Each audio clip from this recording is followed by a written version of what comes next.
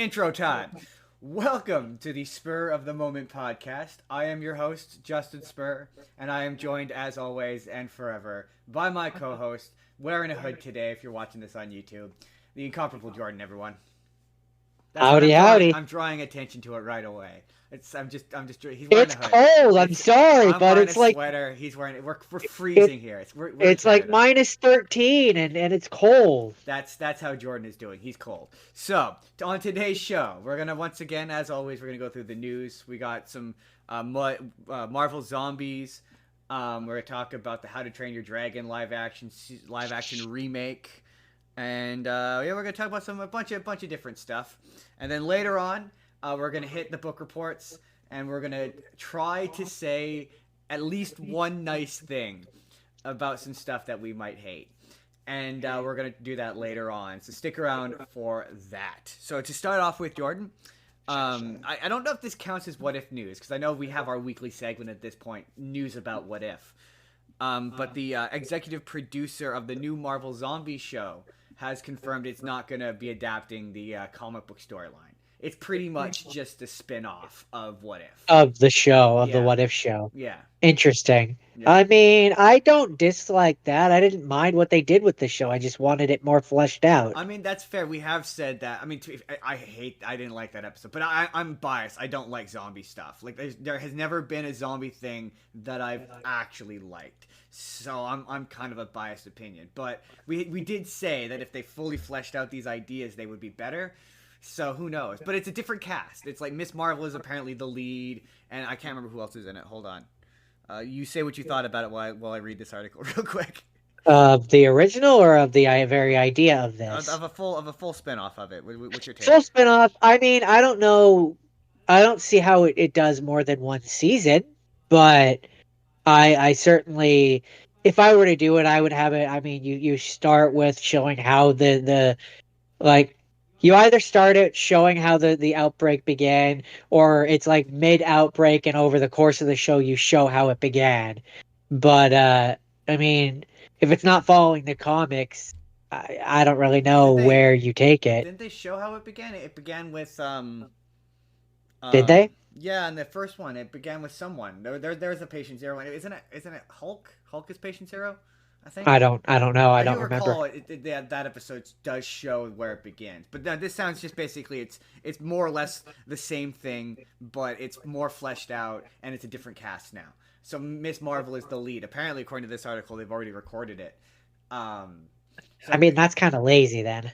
I just don't see the point. I don't know. If it's just the same as the episode but a little bit longer, that just feels lazy. Yeah, well, it just kind of comes across like it's just gonna be. And hey, man, this is either good or bad depending on whether or not you like The Walking Dead. But it just kind of sounds like The Walking Dead with superheroes. And I'm not really. I mean, to be fair, I never really got into that show. I think if they were to do an actual adaptation of the original, it like stands a chance at being interesting. But if it's just like another group of survivors, then trying to get to a place again, but like prolonged over nah, that doesn't interest me. No, not really. Oh yeah. I just pulled this up real quick. There, James Gunn's Peacemaker 2 season 2. He said that it won't be confusing, apparently, because that was. It's always bad when you have to quantify your show with that statement. Yeah, right. Where it's like, oh, it'll fit in the DCEU or DCU. Don't worry, it'll definitely make sense. Wink. I mean, to be fair, the only I guess we've only seen. Seen. You didn't watch Peacemaker, right? No, I didn't. No. But we've only seen in that show at the end of it. Spoiler alert if you haven't seen it. But at the end, Aquaman shows up. Aquaman. The Flash. Yeah, I remember you telling me about that, and he makes fun of the fish fucker. Yeah, he fucks fish. Yeah, there's a running gag about how he fucks fish. But at the end of that show, yeah, Jason Momoa, Ezra Miller as the Flash and Aquaman, and then Henry Cavill's torso and obscured Gal Gadot show up. And yeah, there's a joke about how he fucks fish. But that so I don't know if they're gonna do a thing of like, oh, season 2. Now, like season 1 also took place in the DCU. It did take place in the DCEU, and like the DCU's Aquaman is just Jason Momoa, and their Flash is Ezra Miller. or is it going to be a case of like, are they going to actively go out of their way to explain? I don't think they should. I'm at the point where I'm sick to death of things going out of their way to explain a thing. Like, just be like, it's in the DCU. Who cares? Yeah, I mean, this show can just take place in what existed before this new universe. They're two separate things. Yeah. It's fine. Well, but it's a It, James Gunn thing. this doesn't need to be in the new Yeah, universe. but it's a James Gunn created character, so he's gonna want it to be, right? Sure, but the thing is that it's a multiverse. That character can exist in both universes. Yeah, sure. Oh, yeah, that's true. Yeah, he could just be like, in season 2, this is the DCU version of Peacemaker. It's like, there's no. And whatever version shows up in the movies is the movie version. Yeah. Like yeah. if he was to take the Peacemaker into this new universe that he's creating, that version of him can still be played by John Cena, Right. and he's just that movie universe's version of him. Exactly. Well, the DCU is going to encompass it all now, right? So it's all. Well, at least that's what they've said. It's all supposedly canon. So the animated stuff is supposedly canon. The video games are all canon. The movies are all canon. The TV shows, all of it is all one universe. Yeah, one multiverse. No. One. It's all in the same universe. Oh, that makes no sense. That's stupid. So it's like so. For example, like we talked about it before, that Creature Commandos show. They're going to do an animated version of it. And then when those characters appear in live action, the actors who played them in the animated version of them will then play them in the live action version of them. Basically, they're the same characters. Okay, so like, what about like the game that's coming out? The Suicide Squad fights the Justice League. Are those supposed to be the movie versions as well? No, those are very specifically the Arkham versions. So then no, not every video game. They're already incorrect in their statement, which is typical DC. I mean, yeah, but I mean, maybe he means from a certain point. Once it actually. But to be fair, they keep changing the start line. That just feels like a stupid thing to do. It's definitely the Flash, and then the Flash bombed, and they were like, no, it's definitely Blue Beetle, and then Blue Beetle bombed, and they're like, no, it's definitely Creature Commandos. It's definitely that. It's like, just start with Superman. We've talked about this before. Yeah. Just start with Superman. And start over and start fresh and just stop cherry picking which ones you want to keep. Like, but I mean, Peacemaker is new enough that I think he can get away with it. But I'm fully like, just start new with your new Superman movie and go from there. This next article I kind of left in because I thought it was funny. The Spider-Man Beyond the Spider-Verse writer promises a satisfying conclusion. I just kind of figured, yeah, he better.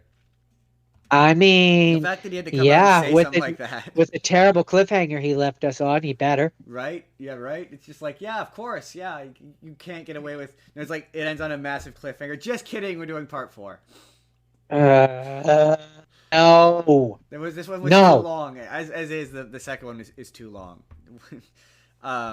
We'll get into kids' movies being too long later. But yeah, I just thought that was funny. Yeah, of course you should. Of course it will. Josh Hutcherson has apparently... confirmed that they are making a Five Nights at Freddy's 2, which just kind of feels like a duh. Although I did hear some, like, there was like rumblings that it wasn't automatically greenlit, which blew my fucking mind. I was like, what? Really? But that thing made like $1 bajillion opening weekend. Why would it have not gotten greenlit like the Monday morning of the weekend it opened? That's so bizarre. That is bizarre. Like, get Josh Hutcherson in now. That makes no sense to me. Get Matt Lillard in the stupid costume. Come on, let's go. Yeah. But I mean, I like it. I'd watch a second one. I'll watch 100 of them. I'm down. I'm down. They seem like they're gonna be like, they remind me of the Saw movies, where it's like, yeah, those movies are bad, but I fucking love them. And absolutely. It was a bad movie. I stand by that. I don't care how many angry TikTok comments I get. That movie was a bad fucking movie. I mean, yeah, but the franchises. It was still great. It matches everything that the franchise is, which is confusing, stupid lore, which makes no sense and doesn't have any actual thought behind it. Convoluted nonsense. Yeah, that's the whole point. That is absolutely what Five Nights at Freddy's is all about. That's why people like this shit. It's because it's convoluted nonsense. So, like, they got the visual aesthetic down, and they Yeah. got the convoluted bullshit down. Yeah. They I mean it's Five Nights at Freddy's. It's everything Yeah. that I expected And it to I be. loved it. I mean, there's so many moments where I was like, I'm just having a great time, like clapping, and I was like, this is a terrible. Like, I just kept turning to him, being like, this is terrible. Like, yeah, okay, I'm allowed to enjoy it Yeah, now. absolutely it Like, is in like the best way possible. it's one of those was one of those movies for me that it was fun to experience with another person. I don't know if I would have had the same level of enjoyment had I watched it at home. You know, I don't think it would have been the same. It wasn't nearly as much fun as watching No, it. And this one of those movies yeah. that it reminded me a lot also of and you're gonna first be like what, but it reminded me a lot of when we went to see the second Space Jam movie, where it was like that movie was Oh, how we terrible. were just making fun of it the entire We time. had a great time because we had way more fun making fun of it to each other than we did watching the end. That was kind of what Five Nights at Freddy's was like for me, where it was like, yeah, this is fun, but because I'm having a good time with my friend, not because I'm like, you know what I mean? Yeah, I mean, I enjoyed it because it was fun seeing scenes that are like ripped right from the Yeah, games. it'll be Like I appreciated it a little bit more for the fan side of things, but it was also just silly nonsense, yeah. which is what that series It would is. be a great movie to have like friends over and like drink Oh, absolutely, and drinking game. Yeah, toast it. It would be so fun. That would be fun. oh, absolutely. Moving on, we're going to talk about the How to Train Your Dragon live action remake. Man, that's a mouthful. Why? That they're apparently making. They have announced some cast for it that makes me go, Why? why? Why? So apparently Gerard Butler is coming back and he's going to be playing the dad again. Why? What's the point? I already don't understand the point of these live action remakes, and we're gonna get into those later on in this episode. But I already don't get them enough as is. What's the point in just having the original people be if I wanted that, I would go and watch the original. If I wanted to hear Gerard Butler play this character, it's like it's Well, just especially because I mean, again, and this is we will get into this, but this is a problem that plagued me with some of the live action live. I'm doing air quotes, but my arms are in my sleeves, so you can't see it. Live action stuff where it's like you don't mean live action, you mean photorealistic. It's still 3D. You can't have live action dragons. yeah. Dragons don't exist. Yeah, and it's It's like not live so action. we're gonna dress up Gerard Butler as a Viking and have him say lines from the original movie. Like, what's the point? Why? Is Why? he Why? Why? Why? is he the only one? Like, if you're gonna do this, and again, I'll get into that later. Do something. I mean, hey, maybe this is DreamWorks. Maybe DreamWorks is gonna be different from Disney, and take a chance and do stuff that's different. But I just don't see why. And if you're gonna bring in Gerard, is it because he's the only guy who's like physically capable of being his character? I don't Like to get it. I me, don't see the point. the only way you do it for me is if it's not a kids thing. Like you you I don't want you that either. step you Trust me. step more. No, I don't. I don't want it to be a live action thing at all. But I'm saying to me, the only way that it makes sense, it's much like when a creator takes like another person's video off YouTube and you transform it into something else. Like to me, the only way that a live action thing works is if it is like completely different than what the original intention of the product was. Yeah. So if you're going to take it into live action, the only way that it works for me is if it is instead of it being a kids thing, it's meant for Yeah. adults. It does more serious stuff and it Well, dives into that we'll more. talk about But the difference between it never adaptation works. and straight recreation later because not a live action remake. It doesn't always automatically not work. We'll talk more about that later. We'll get into that. Yeah. But I just don't see the point now. Like there's another casting they announced. Nick Frost. He's gonna be playing one of the dad's friends. It's like okay, at that point, yeah, I get that. But like, and I don't know if they've announced any other casting yet. But it's just why it's always like, why bring back the original guy? That's the sticking point. I don't. I've kind of desensitized myself to the live action remakes at this point. But I get that they exist and they serve a purpose. But like, No, they don't. It's at least They far don't. They enough. don't serve. They don't serve a purpose. At least it's far enough removed from that where I'm like, okay, yeah, there's maybe something you can do that's different. But like, it's not going to be different if you just bring back the original cast. I mean, what is he going to be the one who's the same guy, and he's going to play him differently? Then again, at that point, what's the point of hiring Gerard Butler? Anyway, let's move on.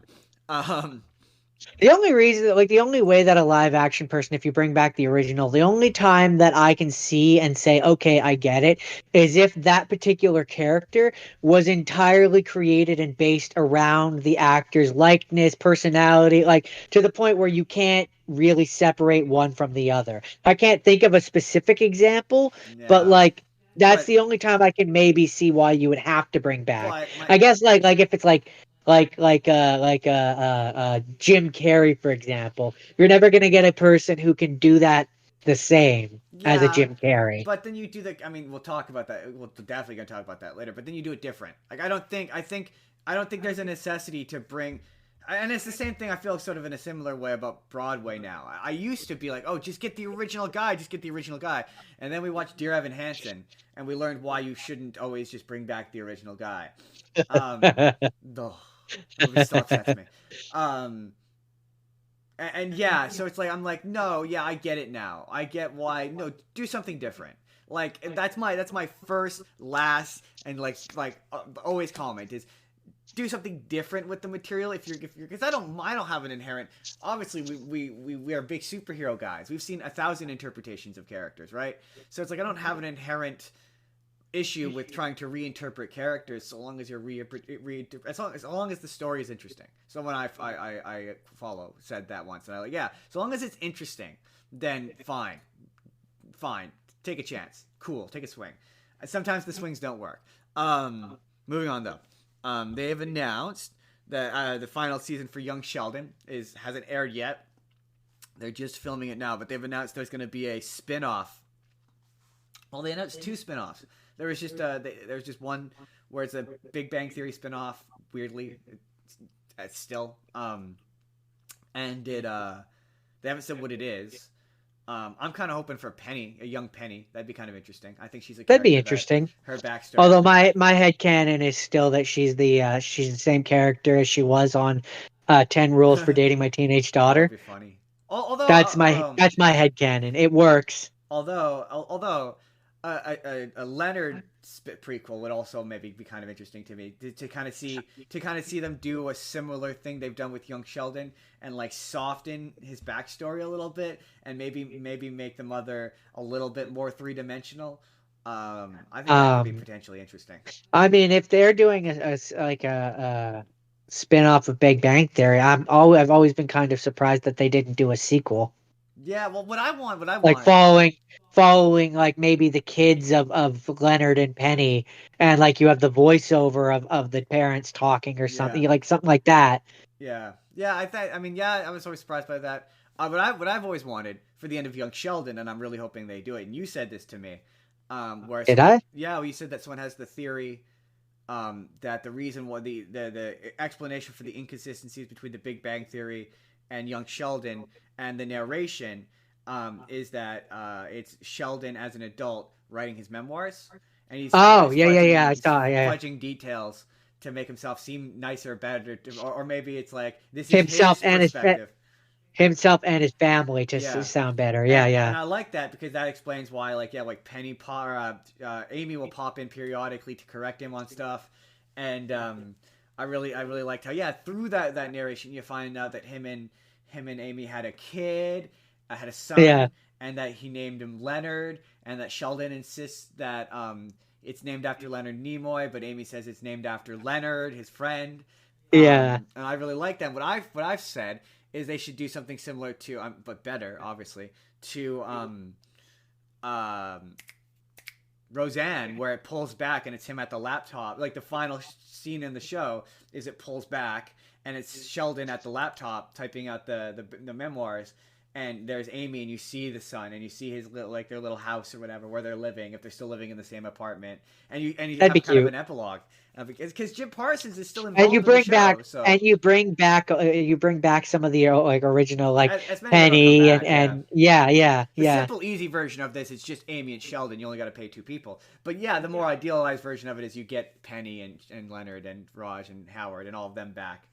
And they're now older, and their kids are a bit older, and yeah, I think that would be kind of cute and kind of a nice way to. But if they're doing Big Bang more spinoffs, then I don't know. But that'd be kind of a nice way to button the Big Bang Theory universe. Um, I agree.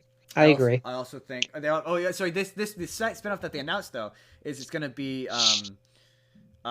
Georgie, the son, the older brother, and the girlfriend, Really and her and the kid. And supposedly, according to what's being said, is it's gonna be more traditional sitcom. So it's gonna be a multi-camera sitcom like Big Bang Theory was. Which I'm like, well, interesting. why? I don't get the point. If you're gonna take those characters, why would you not keep it in the same style? So it looks like young Sheldon still. It's a very odd choice, and I don't necessarily think those characters work in a traditional sitcom I don't format. see it No, I don't see personally, it either. but And also, to be fair, I don't remember him much from the actual Big Bang Theory show. But he wasn't like married with a kid in that, was he? Because he eventually shows up. from what I remember, I don't think he was, but maybe they had a one-off line how he was married and we just never We saw just her. never saw them. Yeah, no, fair enough. But yeah, I don't know. I can't believe they're still doing spinoffs of Big Bang Theory. I guess is the. I mean, they will beat that dead horse until it stops making them money. Yeah, apparently. I guess because young Sheldon is Successful. yeah, more successful than they kind of thought it would be. I mean, I it's funny because I saw not this season, but it was a couple seasons ago. It's like there was a trailer for. I was like, oh shit, it's still on. Like that could have sworn it got canceled an eternity ago. Like I can't believe. I thought it finished a while ago. Yeah, it Yeah. developed it. I think at this point it's been on. No, maybe not. Maybe Big Bang Theory had more seasons, but it's close. It's pretty close. I think Big Bang Theory might have 13, but it's pretty close. It's like 8 seasons or 7 seasons is quite a lot for a show like that. Um, but yeah, apparently it's going to come full circle. They said it's going to come full circle, and it'll end with him winding up in California and at the university or whatever, Caltech. They keep hinting at that. Interesting. I mean, I think that he's going there as a student. I think at this point. Caltech? I don't remember. I haven't watched it. Last I had seen. I don't really. I just sort of keep subtle, like I check. I watched up until like season 4 or 5, I think, when it was on when we had access to Netflix. Yeah. I know that at one point he was going to university, but I think it was just a local university. I know that they had offered him a position to Cal, or he had the opportunity to go to Caltech. There was definitely a name drop. Yeah, like I remember them, like, yeah, he went there on a tour with his dad or something. Yeah. Or his mom or something, and like you see the cafeteria and stuff, and it's like they've got the emotional music playing, like as if you're supposed to recognize this, even though on the show you have no idea where this is or what this is. The same because it's a different kind of camera setup. Yeah. Yeah. But yeah, I know that they've named. I don't know if he's there yet. I know that they've name dropped it a few times in season 6. The last sort of season it was he was going off to Germany for the summer, and that was kind of right. That's where he left off. I don't know. I don't think I saw that season. It'd be interesting to see how it definitely rounds out. So in a new segment I'm calling Tom Cruise news. Apparently they're making Top Gun 3, and they're trying to make Edge of Tomorrow 2, which I don't really know how that works or what you do for that. I don't either, but I like that movie, so I'd be down for that. I don't really understand how you do Top Gun 2. I mean, Top Gun 3. Top Gun 3. I don't think I ever watched any of them. You've never seen Top Gun? I could have sworn you. I don't. I mean, I know the classic "Going to the Danger Zone." You know that scene, like where he's flying on the plane. I know that one because that's a pretty iconic scene, but I don't think I've ever actually seen the movie. I saw the first one. I watched it because I went through a phase where I definitely didn't see the second one. I went through a phase where I was like, yeah, I'm gonna become a classic movie guy. So I went and I watched all the classics, and that was one of them, and it just didn't do anything for me. It's one of those ones where I always say I'm gonna watch it again because I'm like, oh, maybe with my like film cinephile brain that I have now, maybe I'll enjoy it more. But I kept getting bored. That's all I remember. It failed the phone test multiple times, where I was like, oh, I'm bored. But yeah. I don't know what you do for an Edge of Tomorrow 2 though. Like, what is there to? What kind of? You just do a time loop how did the first one end? They broke they killed the alpha thing, right? And then they closed the loop. Yeah. So he goes back in the loop. I guess the way you have a second one is you have them do another invasion, and he goes into a different loop. What I would do is I would do it where I Or guess. it's or Um, it's like a prequel story about the chick. the other people. Yeah, the chick. They want Tom Cruise, so it can't be a prequel. It has to be a sequel.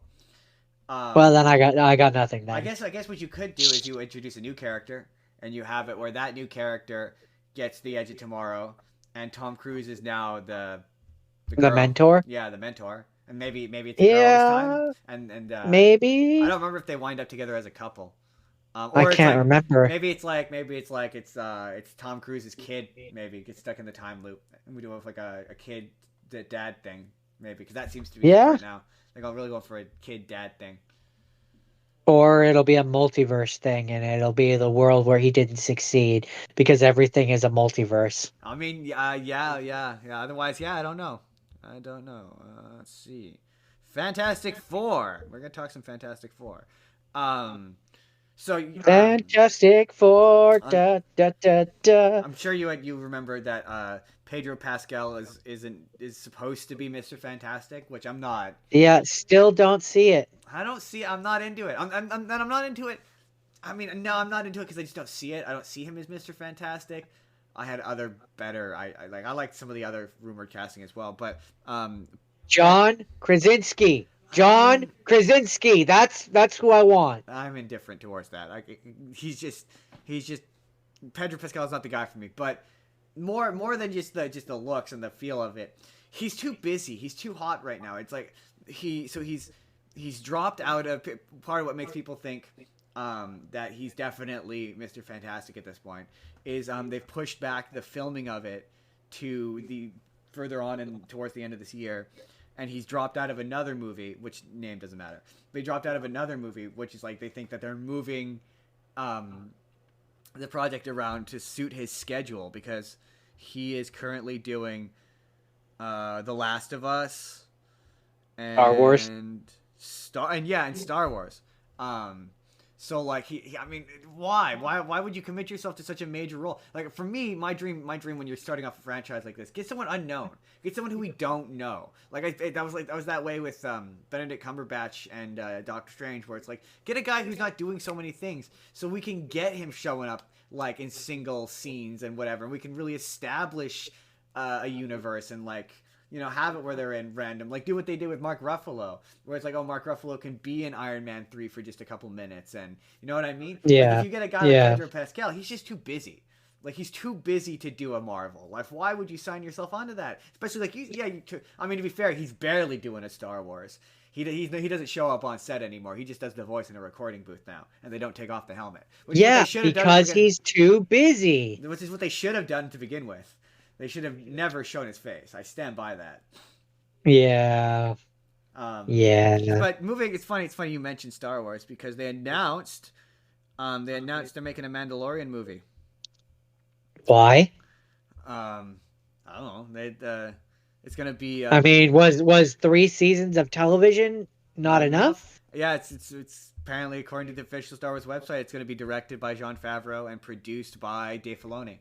And it's so weird because Dave Filoni, like they already he has a movie that's coming out that's supposed to be like it's going to be a finale to all of the Dave Filoni-ness in the Star Wars. So like, yeah, why other than to transition the Mandalorian out of the Mandalorian, which is what they were looking to do anyway. Like that was a thing with like season 4. They were like, oh yeah, they're looking to transition the Mandalorian out of the Mandalorian, and it's going to be about the other characters whose name Bo-Katan, I think. I don't actually remember. I stopped watching that show because it got too referencey. I was just like, ah, like the minute Luke Skywalker showed up, I was like, yeah, I'm done. I'm good.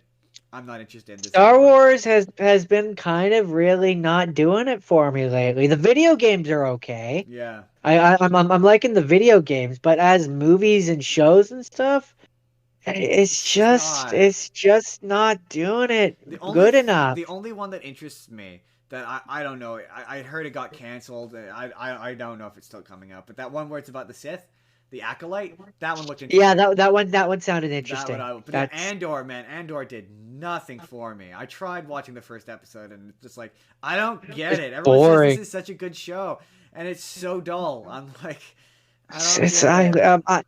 I just found I tried watching the first episode and I just found myself going like, who are these characters and why should I care? Yeah, and I just didn't care. It just Like, did not do anything I for me. want them to take the story out of like the Skywalker era and like go either Old Republic or High Republic or like really really far in the future where we're no longer tied to Luke and the The Empire Empire, and and yeah, no, that's like what it's supposed to do be. something different. It's supposed to be High Republic era, and that's why. Yeah, that's why I want to.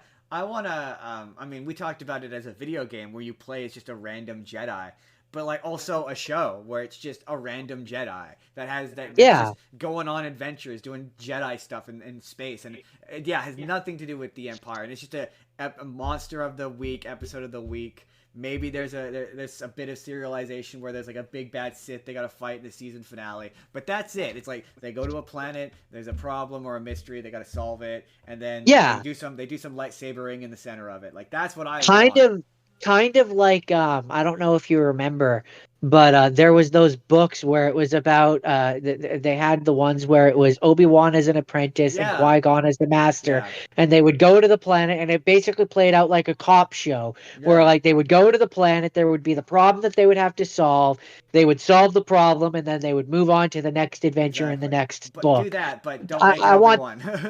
no, yeah, like make it just a random, like a random Jedi or whatever. Yeah. But like that formula is what I want Yeah, out of a show. do like a 15 to 20 episode season. Have us really get to know these characters and like really put the time into it. And yet don't have Luke Skywalker or No, Obi-Wan or Qui-Gon the best Jinn time or place to have it in is the High Republic, where you're not attached or like stuck with all these characters that come from the movies and stuff, and you can just have a fresh slate of characters. You know they're not building up to the Empire. Like maybe there's some like High Republic era version of some evil thing that they have to fight against, exactly. whatever.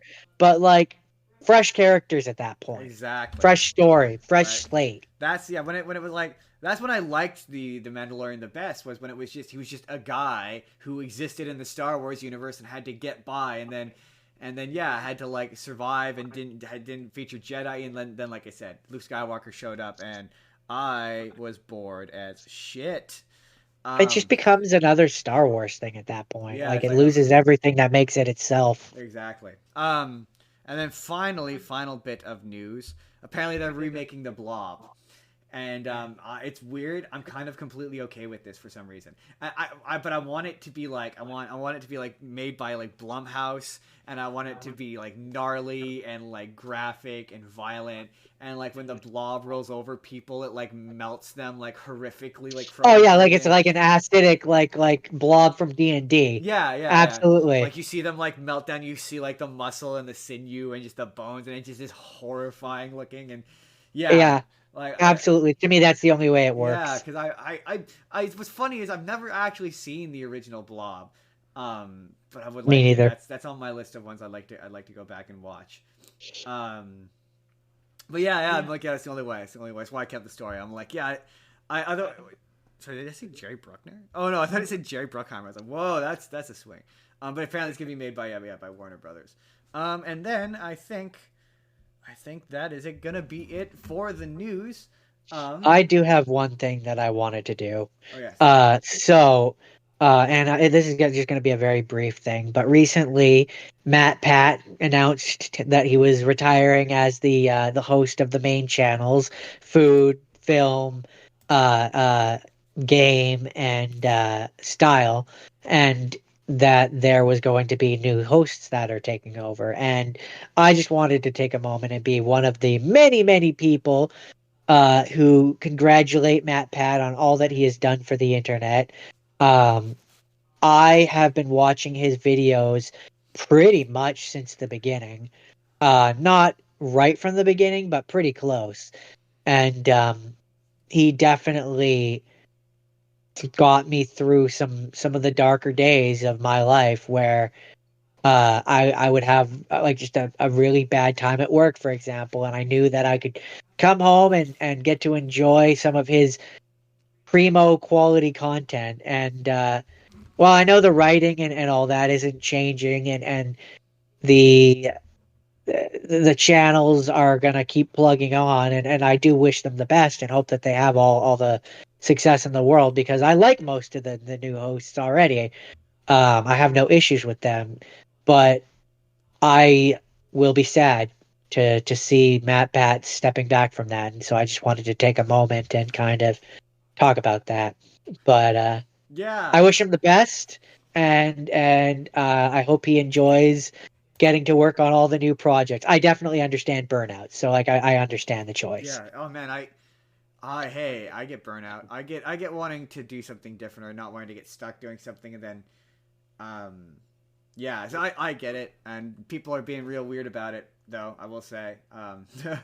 It's he's not Like dying. I no, that's the one that where I get like a little bit exasperated. Where like on the subreddit and stuff, people are like, "Rest in peace, Matthew Patrick," and I'm like, "Whoa, man, man's not dying. He's still Yeah. gonna be around." Like Yeah. I understand being sad and being disappointed. I'm sad and disappointed. Change sucks, but Yeah. the man is still alive. Like Yeah. let's not put him in the When grave. people are like, "Oh, he's quitting YouTube." He's not quitting, and that's the thing. He's All stepping these, back. I'm so sick to death of people being like, "It's the YouTube apocalypse," and like, it's like if you actually watch these people's videos, like of them being like, I'm quitting YouTube." And to be fair, a lot of them are like being really like clickbaity, but most of them are like, oh, "I'm not quitting. I'm not.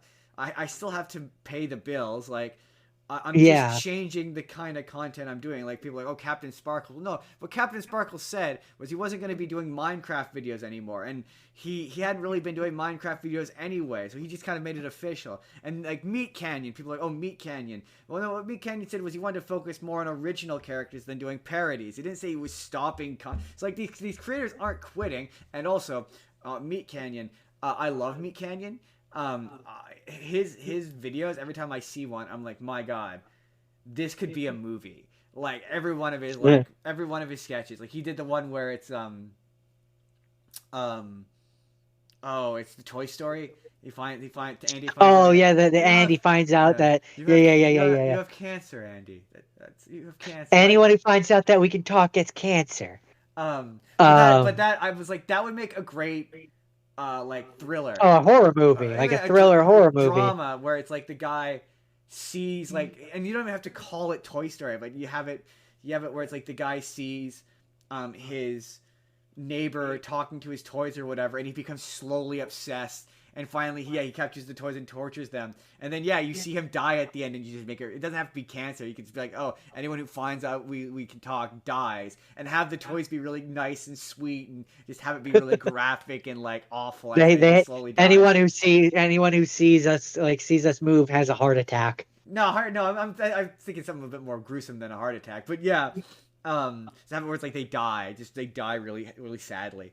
I'm like that would be a good movie. And then he did another one where it was like uh you won't care so much about the people involved in it, but it was a Taylor Swift thing. And then all the Swift fans got really mad at him. But it was the concept of it was basically the guy she's currently dating breaks up with her, or whispers to his like buddy that he's thinking of breaking up with her, and all of a sudden all the Swifties all turn into this like like savage like creature Like, like mob, and they all take over, like they start to overcome him, and he tries to like escape. And then they all like he eventually runs into her, and he's like, I wasn't and she like does this like really creepy, her head like snaps around, and it's really like unsettling. And I'm like, this would also make a great horror. Like he's so like he and his original stuff too is just so good. I can see why the Swifties wouldn't have approved of that Yeah, one. it was really funny. It was really good. And I'm like, yeah, I get. But the point more was these guys aren't. And like Tom, the one guy mentioned Tom, and he's like, yeah, he's not. He didn't say he was quitting. He just said the nature of what they're doing is changing. And it's like, of course, Yeah, it's the internet. They always have to deal and like the I mean, extreme of in terms anything. of Matt Pat, I saw one person's comment, which I mean, this is the way that I choose to look at it. He got a promotion. Yeah, exactly. He's now instead of being the hosting position, he's going into the like the more management side of He's a things where he works producer. in the Yeah. background and he's a producer. Yeah, It's a exactly. promotion. Like he's given himself a promotion, which I think after 13 years of doing everything that he's been doing for however like for the many hours of the day that he takes to do it all, man deserves a promotion. Also, I mean, there's no way he's naive enough to not know that this is the business. Yeah, right. Like the Um, personality, the Matt Pat. Matt Pat is the brand. Like, there's no way he hasn't realized that now. That oh man is very, very, he very can smart. sell himself He apart knows what from he's game doing. theory. Yeah, I think that's what he's like. He can be like, I'm Matt Pat. I did X Y Z, and you know.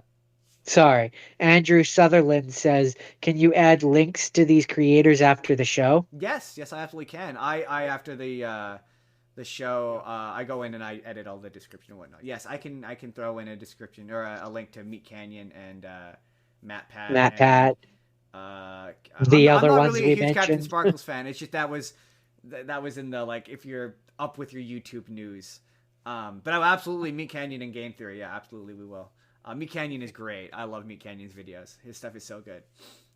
It's creepy and upsetting. Like he knows how to take a thing and make it just his art style is just so upsetting. Oh, his art style is upsetting. The Toy Story one is very, very Yeah, upsetting. it reminds me of like a real old school like Ren and Stimpy. And yeah, Ren and Stimpy. I was gonna say generally Adult Swim, but when we were kids, like late night Teletoon, like that Ripping era. Friends. Yeah, well, this was a show that you. I did a video on it where someone told me what it was called, but it was like Captain Star, and it was the one where it was the guy in the wheelbarrow, and he had the captain had like 5 heads. It doesn't sound familiar. I'll show it I'll show it to you later. But it reminds me of that. But yeah. Good luck to Matt Pat.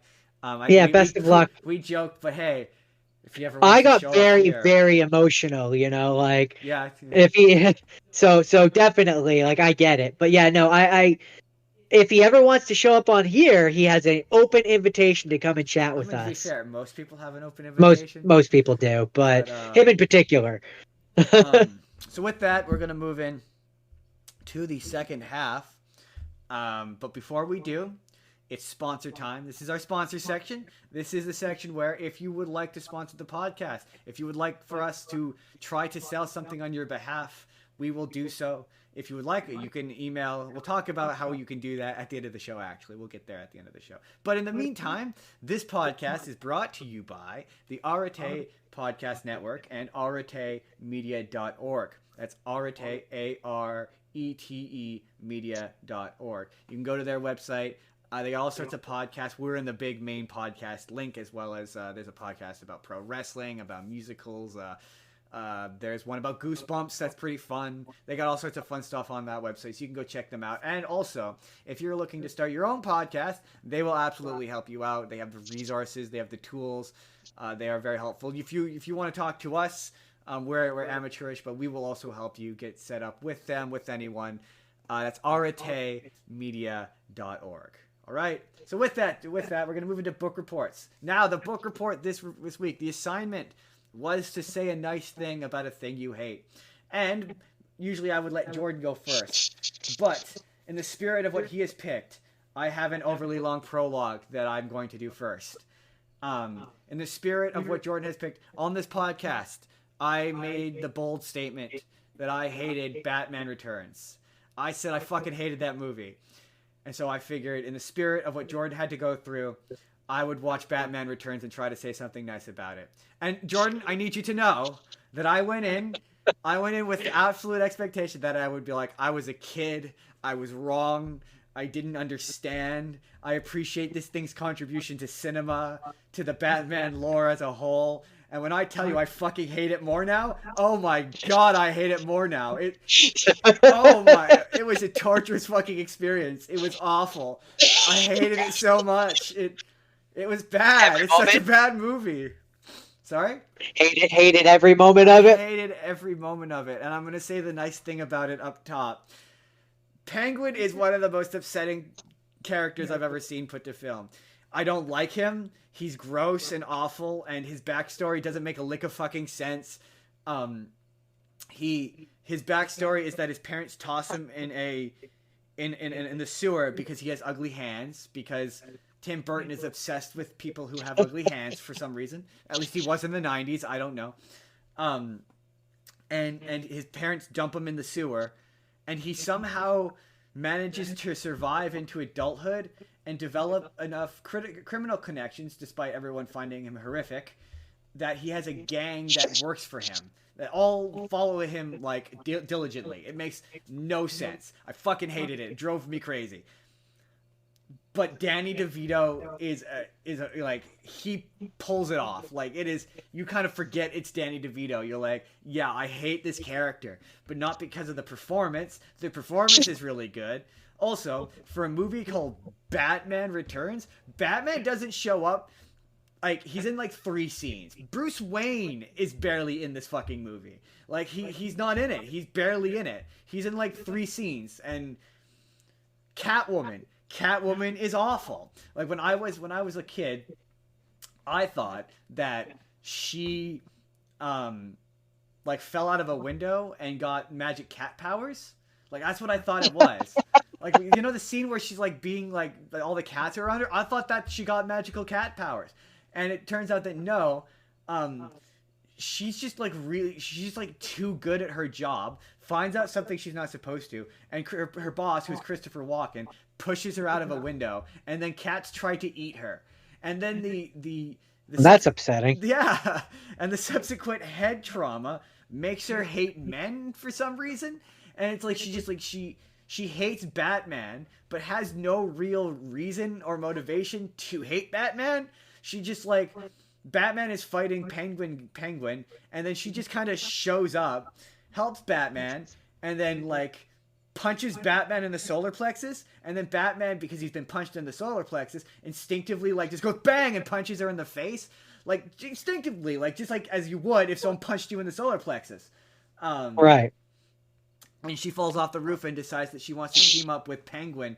And the only good scene in the movie that I actually liked, was there's a scene where Penguin has hijacked the Batmobile and is driving the Batmobile via another truck and is just having a jolly good time driving the Batmobile around. And he's just like, wee, I'm driving the Batmobile, and he's trying to frame Batman. And that scene was fun. Otherwise, I hated it. It was so awful. I just was like, that's why I messaged you, and I was like, Jordan, remember the assignment is you have to say a nice thing about the thing you hate, because I hate this so much. It was torturous. And like it was one of those ones where it was like at an hour and a half, I was like, how is there an hour left in this? How is this still going? It's so bad. I hate this. Yeah, it was not a good time. Was there anything else I had to say? About Batman Returns. Yeah, it's definitely this, and Edward Scissorhands have definitely made me go, do I hate Tim Burton? Like, do I hate his movies? And then I went, but I like Nightmare Before Christmas. And then I remembered that, Jordan. Sorry, you remembered that what? Nightmare Before Christmas isn't a Tim Burton movie. Oh, isn't it? No, it's got his name on it. Right, it was based on a short story, wasn't it? That he kind of wrote, yeah. But no, it's directed by another guy, and it's made by another team. He had very little to do with that movie. Oh, so I guess really the only thing that he has to do with it is its aesthetic. A little bit, yeah. He definitely had some input on the aesthetic, but that's kind of it. And I think his aesthetic is just weird and gothic, so I think he just has been associated with it. But yeah, that may be Sweeney Todd. I don't hate Sweeney Todd, but it has a bastardization of that musical. That's fair.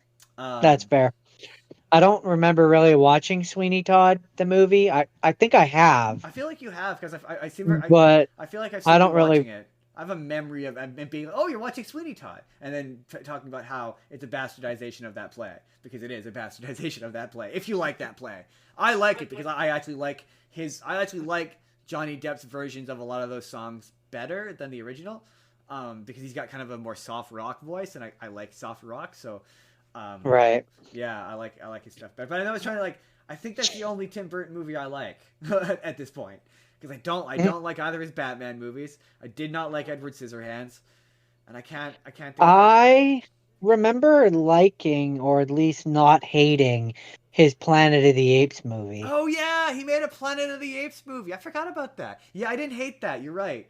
That was weird though. But I think he didn't write that. Yeah. I think he just directed. I think he's one of those guys who like his. But also, we're going to talk about another Tim Burton movie later. So it's like when he's not, when it doesn't have his aesthetic, it's kind of not as bad. But also, I don't. Yeah, I just. It's funny because I'm going to finish up with Batman Returns, but it's going to dovetail nicely into what you're going to talk about, where it definitely it felt like synergistic in the sense that like, yeah, this is what happens when you totally allow. But also, I like the Sam Raimi Spider-Man movie, so I say this with kind of an asterisk. But when it comes to Batman, maybe when you let a director do whatever he wants, it's awful. Like it's awful. Mhm. It was just like, yeah, this has Tim Burton stank all over it, and man, it's just not. It's just, ugh. It's not fun. It's just not enjoyable. The action is not very good. You could tell the suit is not very mobile, so he doesn't get to do much. Also, and we're gonna talk about it when we get to yours. Batman kills a bunch of people in this. Like, there's a point where he pulls up in the Batmobile, and he has a device which allows him to spin the jet of the Batmobile around, and he sets a guy on fire. Like, he knows the guy is there. He doesn't. Batman just killed that guy with the Batmobile. And with that, we're gonna wrap up our prologue. This has been an overly long prologue about a previous Batman movie. With that, we're going to go to Jordan's book report, where I remind him that the assignment is you have to say something nice about what you're about to talk about. Okay. So, What did you pick? well, was picked for me, but I have four movies that I'm going to be talking about. 3.5, 4. One of them is technically the same movie, but slightly different. So I would argue get do to it. skip Do to the do end. do. It's completely different. Would be my argument. Um. So we begin with Man of Steel, and I've been trying to think of the right way that I want to word this. How much you enjoy these movies will entirely depend on how much you approve or like or dislike the very notion, the comic book idea of superheroes are gods. Hey, I don't like that. I don't think it works. I don't enjoy it as a story beat or a story idea to begin with.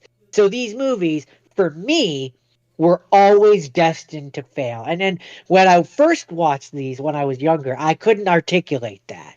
mm-hmm. They just didn't feel right. Didn't feel like Superman. The characters didn't seem right. The writing was atrocious. The pacing was terrible in most of these. So, with that all being said, In most, uh, wait, stop, time out. Most. Sorry, hold on. Flag on play. Which one of these doesn't have bad pacing? I would say the first one. Really? Of Really? them all, maybe Fascinating. Justice. Maybe no, Justice League's pacing is terrible. Never mind.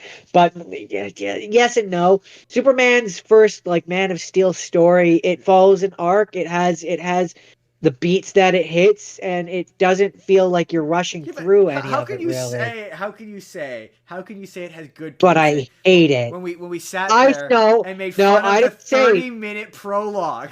I didn't say it had good pacing. I said of all of them, it has the best pacing. Okay, no, fair. That's fair. Okay, totally fair. So continue. Sorry. Those are very Okay, different and distinct points that we okay. could make We there. we flagged on the No, play. We the flagged on first the play. Determined. No penalty. You may continue. so, and it's funny that you bring up the first 30 minutes because that's about the only nice thing that I have to say about this movie. Those first 30 minutes where you're following Superman's dad and you're seeing Krypton and all the alien stuff, and it feels like a very fun sci-fi movie that has nothing to do with Superman. Um Yeah, yeah, and yeah. those are fun. Yeah, Like I remember the first time I watching it being enjoy like, "Am those. I not watching a Superman movie? Am I not watching a Yeah, no, Superman movie?" it's very confusing when you remember that it's a Superman movie, but you got laser pistols, you got Avatar like animal that he's flying See, on. I used to say I think he'd be good at science fiction, but we've seen his science fiction output. So maybe if we So did a like, science fiction that wasn't Star Wars, maybe it'd be yeah, better. maybe. But for me, that's about the highlight of the movie is that beginning part.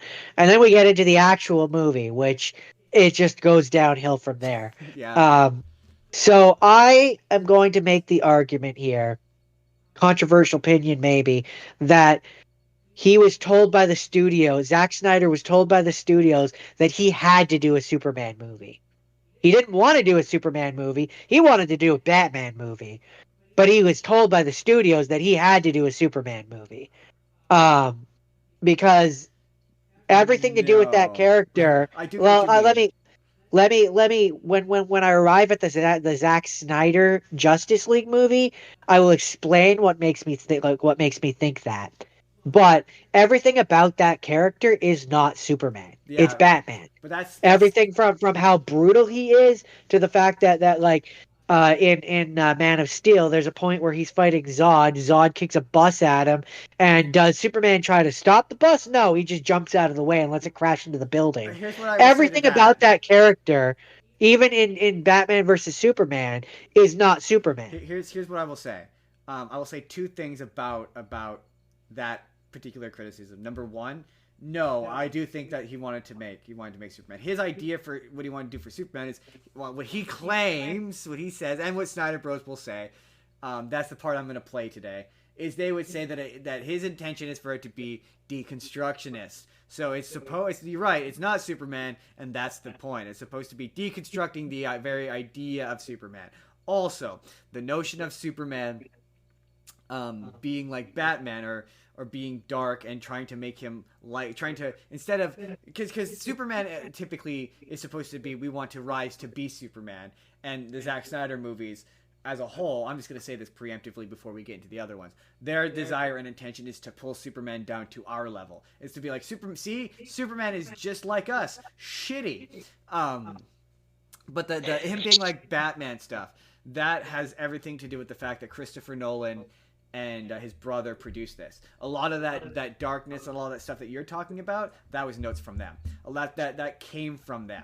So that's what I mean when I say Yeah, so that kind of feeds into my point. Christopher Nolan ruined Batman. So whenever I say Christopher Nolan ruined Batman and Superman, this is what I'm talking about. This is the That impact kind the of Dark Knight feeds had. into my point though, is that yeah, he is Batman. The guy who made Batman came in and made him into Pretty Batman. much, yeah. They followed the formula of what made those movies successful and turned Superman into Batman. Try to, yeah. He is Batman. Yeah, and before He's we about as get bad. He's about as bad. To quote a Boy Meets World line, he's about as close to being Batman as you can get to being Batman without actually being Batman. and I would say about in regards to Man of Steel specifically, and I've always maintained this, it's okay in isolation. It's fine if you want to look at it and you want to approach it as this is what. Hold on, let me finish. This is a Superman movie that is it's a shitty. This is the shitty art house like pretentious like version of Superman, and this is what like an auteur would think Superman would be, and then we don't do anything else with it, and then we come back 5 years later, we make a proper Superman with color and joy and optimism, and we're like, oh yeah, this is like, what if we did Superman as like an independent art house piece, like that with that approach to it, it's fine. It's what they do afterwards that I take issue with. Apart from the big thing you're going to talk about. So okay, again, and this is where I wanna emphasize this. I understand the point. Like I understand the point of like the humanity sees him as a god and like he wants to be like more human, but because he has to be in the role of Superman, Superman is a god to these people. So that's why like he's less nice, Yeah. I guess is the way I would put it, is because he's trying to fit into this role of what everyone else wants him to be. I get that's the point. I don't like the point. I will never like the point. Yeah, no, I'm with you on that. I will never appreciate it for what he wants it to be because I don't want it to be that. Yeah. So like I understand the point of like, okay, Zod comes to the planet and Superman has to fight against him, and like the point I will say this time around, him breaking the neck bothers me less. Interesting. Interesting. Because Really? because I That's get interesting. the I understand what he was going for. I understand this time around. First time I watched it, I was so viscerally upset that he wasn't Superman Yeah. that I couldn't like see what Zack But Snyder was going but for. But to be this time fair, around, I understand. Let me finish my thought here. This time I understand the thought that it was essentially a Zod had stated he was never going to stop, and Superman had no choice. His yeah, hands were tired, and the only way that this version of him yeah, felt that he could stop him was by putting him down. yeah. Now, I would make the argument that I would still make the argument that in that scene, that is not a Superman thing to do. The No. Superman thing to do would have been to lock him away in the Phantom Zone. Yeah, yeah. He would have put him back in the Phantom Zone and been like, "All right, well maybe I'll let you back out when you're really willing to see reason." Da, da, da, da. But And then he like, would have flown around. And then he would have flown around the world 3 times, made time go back in time, or made no, time go in this is reverse, not so Superman the that all movie. the damage, so that the damage would have been undone, and all the people would have not been killed. Well, I don't. But the thing is, I don't have an inherent issue with the idea of following up on what they we're jumping ahead, but the idea of like holding a superhero or Superman accountable to the damage he causes. Although most versions of Superman would have cleaned up the damage he caused. I mean, exactly. That's the But thing. I don't. I do. My thing. I understand what you're saying, and I don't disagree. I don't disagree like with having it be there a fallout or the consequences of an action or anything like that. But the character has to stay in character, and he's not Yeah. Superman. He has to accept the consequence, whereas in Batman vs Superman he doesn't. He doesn't accept that. He never. He just seems to be irritated that he's being put through the hassle. Yeah. My thing with Man of Steel and I've always said this, and I'll stand by this. And I've said this as a justification to you many times. I don't take issue with the neck snapping in and of itself. I don't and I don't take issue with he's not Superman, because and him flying through buildings and like causing massive destruction. If the point is yes, he's not Superman, because technically he's not Superman yet, right? This is the first time he's put on the costume. He doesn't have a name. He doesn't have an identity as, and I talked about this in separate videos of the idea of the identity of the hero themselves being separate from the secret identity. So like Peter Parker and Spider-Man are two different guys, right? They share a body and and personality, like they share elements, but they're not the same characters. And it's the same thing with Superman and Clark Kent. They're two separate, especially with Superman and Clark Kent, they're two separate identities and two separate guys. And that's before he's discovered the identity as Superman. And so to be like, to come back and make a Man of Steel 2, where that's the point, where it's like, yeah, he wasn't Superman yet. And this is him. That was the guy's first day, and what a disastrous first day it was. And he has to come back from that, and he has to deal with having killed like the only other one of his kind, essentially, right? Like deal with that, the emotional fallout of that. If that's the point in that, if they had made it Man of Steel, but the question is, would Zack Snyder have been capable of doing that? Because there's a reason why the next one has Batman in it. So here's what I'm going to say in response to that. That if that had been the point, and if that had been the direction they went with, yeah, maybe it would have been fine. But the issue that I have is that I don't think that was the point. I don't think that was ever the plan for what he wanted to do. I think Zack Snyder's point was that he was a remorseless alien that had no sympathy. And the next movie that he makes, which is where I'm leading into Batman versus Superman, Sure, reinforces that. but Where he is a not a psychopath. What's the one where they have no emotion? sociopath. He's a sociopath. Sociopath. Yeah, he's He's absolutely a a sh- he's sociopath. a he's a sociopath who has no remorse, no feelings, no guilt about the thousands upon thousands of people that he killed when Zod millions Here's that what he I will that he say, caused the death of. real quick. Here's what I will say in terms of history, because we don't need to recap the plots of these things. I don't think, right? We can agree Oh on no, that. No. I'm not doing Yeah. that. Okay. he didn't want Batman, right? Much in a I know that you said he did, but he didn't I argue he did. he wanted to do Man of Steel 2. He was made to do Batman versus Superman because Man of Steel 2 did not do well and was critically like lambasted, and Warner Brothers are a bunch of panicky bitches. And so they were like, shit, we gotta what makes the money? Batman makes the money. Let's shove Batman. So that's why Batman gets shoved into this without any effort put into explaining his inclusion. I mean, I just from the way that the character in Man of Steel is portrayed, written, and acted, I maintain he wanted to do a Batman movie. But Probably, I I will make that mean, I will argue that until like my face is blue until I yeah. die that he wanted to make a Batman movie and was stuck with Superman.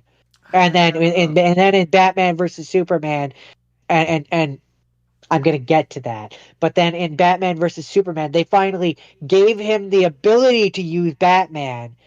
And that's why the movies all of a sudden shift focus and Batman's the main character. Now, Batman versus Superman, Justice League, all of those movies, I don't know about Batman becomes the main I don't know character. about Batman versus Superman. I don't agree with that. The Justice League ones, yeah, I could see the argument there, but not Batman versus Superman. I certainly don't think It's, they get I mean, equal billing, but I don't think that it's purely a Batman movie. okay. Here's what I'm gonna ask you when it comes to Batman versus Superman. What is it? What is Is what? it a Batman movie or is it a Superman movie? I would Because say I don't know. I can't tell you. I would say There's it's two main characters in this movie, and you don't get enough time focused on either one of us, either one of them, to make it a good movie. I would say it's two things. It's a Batman Superman movie, it's in the sense that you know how they had those Batman Superman comics. It's that, um, and it's a Justice League prequel. At least it wants to be. It does it badly. But it also wants to be a Superman sequel. The Yeah, issue he ultimately, wants it to be a and Superman. See, that's why I'm like he the wanted to ultimate do Man of Steel too. That's what he The wanted to issue do. ultimately with that movie, and this has been talked about by people that are far smarter than me and you many, many times, is Batman needed a standalone movie. Yeah, he absolutely did. You And needed there to needed have, to you be a needed, Man of Steel 2. There needed to be a Man of Steel 2, and that was more deliberately because the problem is Man of Steel was not created with the intention to make a franchise out of it. It was created to be a Superman franchise, and then Avengers comes out and changes the game. So and then they were like, "Oh shit, we need a Justice League." So then the sequel was retrofitted to be a Justice League kickoff movie, and it doesn't work as a result. so, okay, we're now going to fully jump into Batman versus Superman. One nice thing about that, I like Wonder Woman. Did you say you also Uh, don't hate Henry Cavill Superman anymore? I see how he could have potential. That was the thing that shocked me. I was like, "Holy shit!" That that was He said a that nice was thing about what Henry Cavill Superman. I did after the Joss Whedon Justice League. Yes, That might be a controversy. We're gonna get there. where That might be a hot take. where where he actually got to be Superman. Uh, but we're Let's still on Batman let's versus let's Superman. power through Batman versus Superman because I'm far more interested in what you have to say about Justice League. Okay. I don't. I don't like Jesse Eisenberg as Lex Luthor. No one does. I think he's the Joker. I mean, yeah, Uh, I don't like what they did with Doomsday, but I also learned because I had to. I wanted to look this up and see if this was something that I had the right to be upset about. I didn't realize that in the comic he actually was like an ancient Kryptonian oh thing. yeah, yeah, I didn't realize that he had a basis in Krypton. yeah, So that yeah. irritates me. That now irritates me But less than also, it he's did when not I a watched clone of this. Zod like he is in this. No, no, he's not. But he at least like has basis in Kryptonian, Yeah, which I yeah, didn't yeah, think that he yeah, did. yeah. Yeah. He's a I didn't know. I didn't know that he Kryptonian like did. super weapon or something. Yeah, yeah, yeah. No, He I've seen was it. he Yeah. was he was originally he's like an ancient Kryptonian that a person did a bunch of experiments on and basically put him on ancient Krypton, the planet, and then he would die and then he would bring him back, but with the memories of his previous dying and keep putting him through until he would survive. And he remembered each of his past lives, and that's what drove him crazy and caused him to hate everything and wanted to murder everything. Interesting. My thing about Uh, Batman versus Superman ultimately is it makes people think that Batman has more of a chance against things like I'm so sick to death of seeing people be like Batman could beat Kratos. No, Batman could not beat Kratos. Kratos is a god who caused two apocalypses. No, it's Who not. has no mercy. He has no mercy. He would not. He wouldn't stop. There's so many of these. Like, what's the point in this? And it's like because the reason why Batman can beat Superman in this is because this comes from the Dark Knight Returns, and that in the Dark Knight Returns, the reason why he beat Superman is because he had known him for like 20 years, and he had been there for long enough to build up a. And this is dumb, and it doesn't make any sense. And their conflict is like this could be solved if they had like a 2-minute conversation. I will say, I dislike the fact that Batman kills, but in this version it makes sense. He's been doing it for 20 years. He's savage. He's brutal.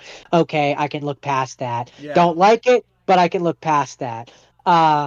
Superman is still not Superman and is a sociopath. This is the point and where it bothers me because it's just like he is Superman at this point, right? He's gone through that period of becoming Superman, and yeah, Superman is just a weird, awful sociopath, and I hate it. He should be Superman, but he's not Superman. Yeah, he's Superman only. I don't hate the costume. That's another. I never hated. That's another. That's another nice thing that I'm willing to give. Yeah, I like Wonder Woman. Something about that theme. Yeah, like when she shows up and it's like da da da da da da da, and it's like, all right, this is badass. Some of the fight scenes are like they're not bad. They're fun and entertaining to watch. Those removed from all of the story, not bad. Yeah. Overall, hate it. Still hate it. It's one of those things where it's like it's way more fun to watch isolated. Like it's one of those, and you kind of knew it when you were watching it in theaters, where it's way more fun to watch the cool clips in isolation removed from the shite story. Yeah. It's like, the scene where they fight Doomsday is cool. Let's just pretend there's no other rest of the movie. Let's just delete Jesse Eisenberg from this movie. Honestly, the way that I would have fixed the movie is I would have had it where Jesse Eisenberg's not there. It has nothing to do with Lex Luthor. It's entirely about Batman, like Batman and Superman's conflict. And like they're in the middle of fighting at the end, and Brainiac shows up. Yeah, but I mean, you want Brainiac for an entire dedicated movie. I don't know. No, I don't. That's good because he's a big. Or Solomon Grundy, or like the dude who runs the Green, or like Joker. You could have had Joker. Quite honestly, Jesse Eisenberg is the Joker in this. I mean, you could still do Doomsday, just have him be where he's like the actual alien version or something, and he's trapped in like the Kryptonian ship, and something causes him to like be woken up, and he bursts out of the Krypton ship, and boom, there's Doomsday. You can even keep the bit where he starts off as the weird, toothy Shrek thing, and he slowly turns into regular Doomsday. You can even keep that bit. Just don't do the weird clone bit. Just get rid of Jesse Eisenberg as Lex Luthor. Or have it like that's like, really. It's like, or again, have him be the Joker because he's just the Joker. Yeah. He even at the end of the movie ends up in Arkham, the Joker. The thing is, though, they already had a Joker, and it was Jared Leto Joker. No, let's just delete him. That's he's terrible. So before we move on to Justice League, normally we do Justice Leagues. We normally do this in 2 segments. We do a thing you have seen and a thing you haven't seen. So now we're moving into the thing Jordan hasn't seen, and the theme is because he hated Batman vs Superman and Man of Steel. He did not watch the Justice Leagues, so he's now seen all. What is it? 6 hours of the Justice League in a row. He did it in a row. Oh, it was painful, man. So let's start with the Justice League. Let's start with the Justice. What did you think of the Justice League, Jordan? I really want to emphasize, though, that the DC, that Batman versus Superman, it pretty much killed DC for me. Like you dragged me to some of the other ones, like Aquaman and stuff like that. Yeah. But as you know, I have since had a bias against DC for years that I have never been able to get past. Yeah. Because it killed those movies for me. Yep. That being said, Justice League was probably the Joss Whedon Justice League was probably the best of all of them. You're gonna get a lot of. Oh, I'm gonna. Sorry. This is now gonna be a short later on, John. I need you to say that real clear into the microphone for me. You think that of the DCEU, you think that the Joss Whedon Justice League is? Can you hear me? Hello. Of the DC Universe movies, The Joss Whedon one, the Justice League, the Joss Whedon Justice League, is the best of them all. I, I hope you're prepared Do we for some have hate. that? Do we have that on the record? We do. That's now going to be a short later, because we're gonna get a lot of hate comments for that. You know, it's funny before you really get into it, and we're not going to summarize it, but I actually liked it. I didn't hate it the first time. It's one of those, like, I get why people say this is bad. I really do. Um, Okay. but I like So parts of it. I want I want to I want to clarify and explain my position. As a part of that trilogy, because I'm considering this a trilogy. Yeah, Like, to me, this is a trilogy of movies, and anything that comes after this, I don't really. It's but this is the trilogy as far as I'm yeah. concerned. And as the final part of the first two, and the like the final of this trilogy, no, it doesn't work. It just doesn't. It doesn't fit with what Zack Snyder set up. That's just it, right? That's what a lot of people said, and I agree. It's too much a mishmash of two entirely separate directors' directing style.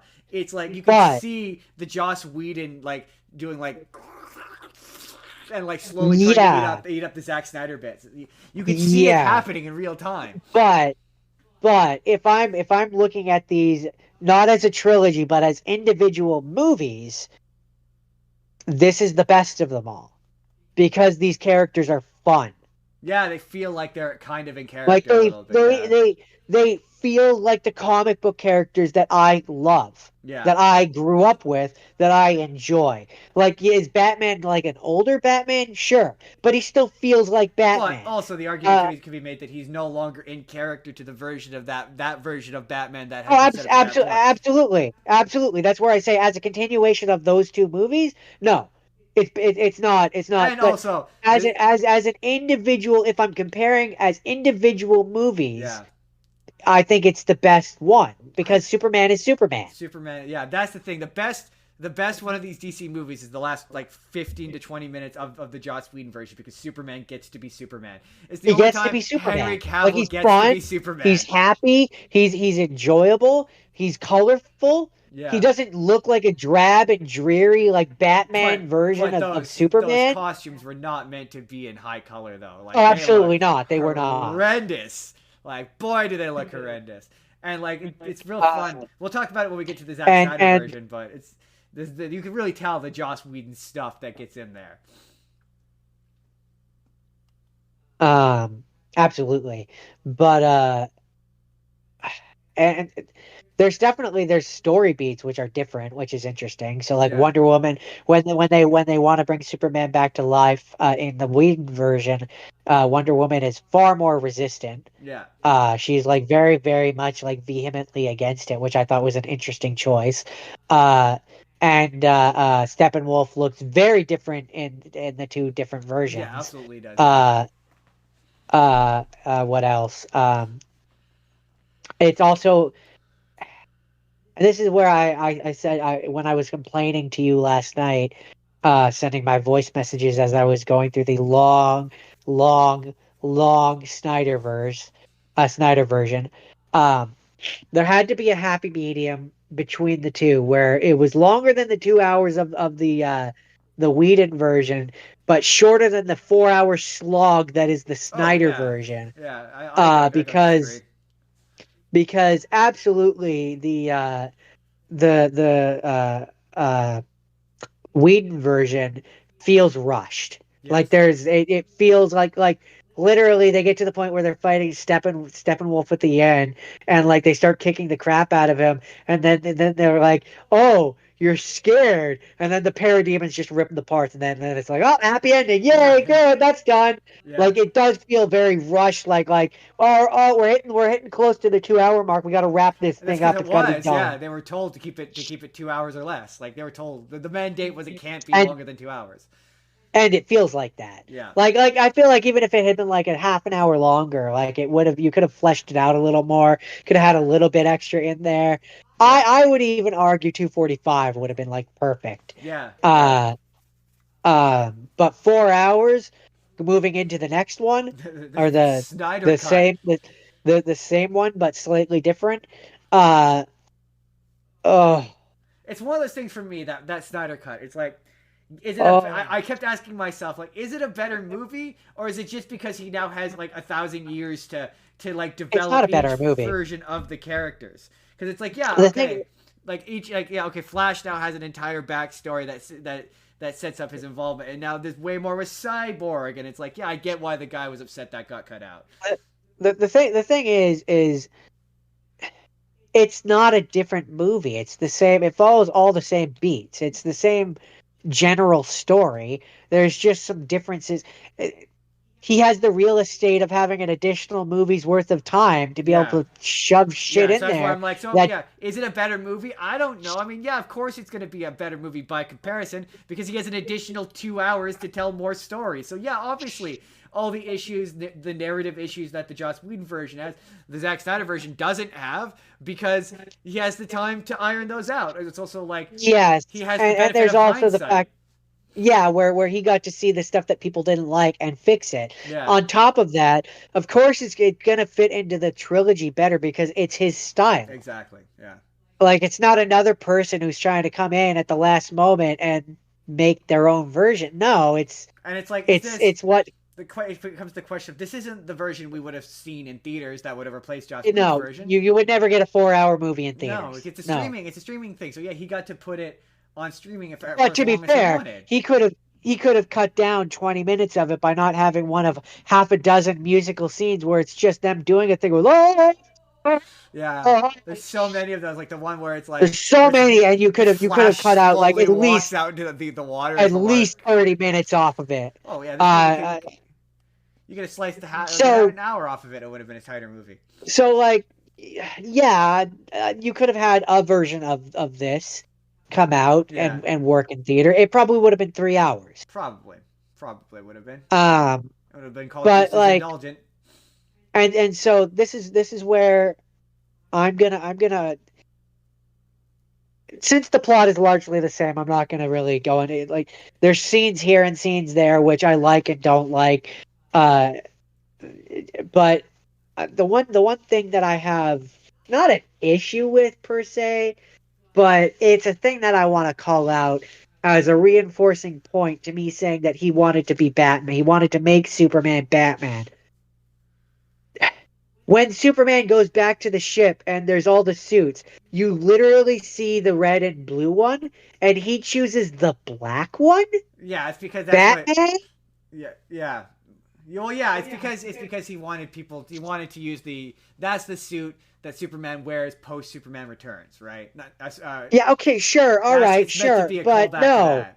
And it looks terrible. Everyone who said the black suit looked good is wrong. It looked terrible. It just looked like they took the red and blue one and like color swapped it in Photoshop. It looked awful. It didn't look good. And then like Again, it's you an don't have iconic any of the suit, but things that why?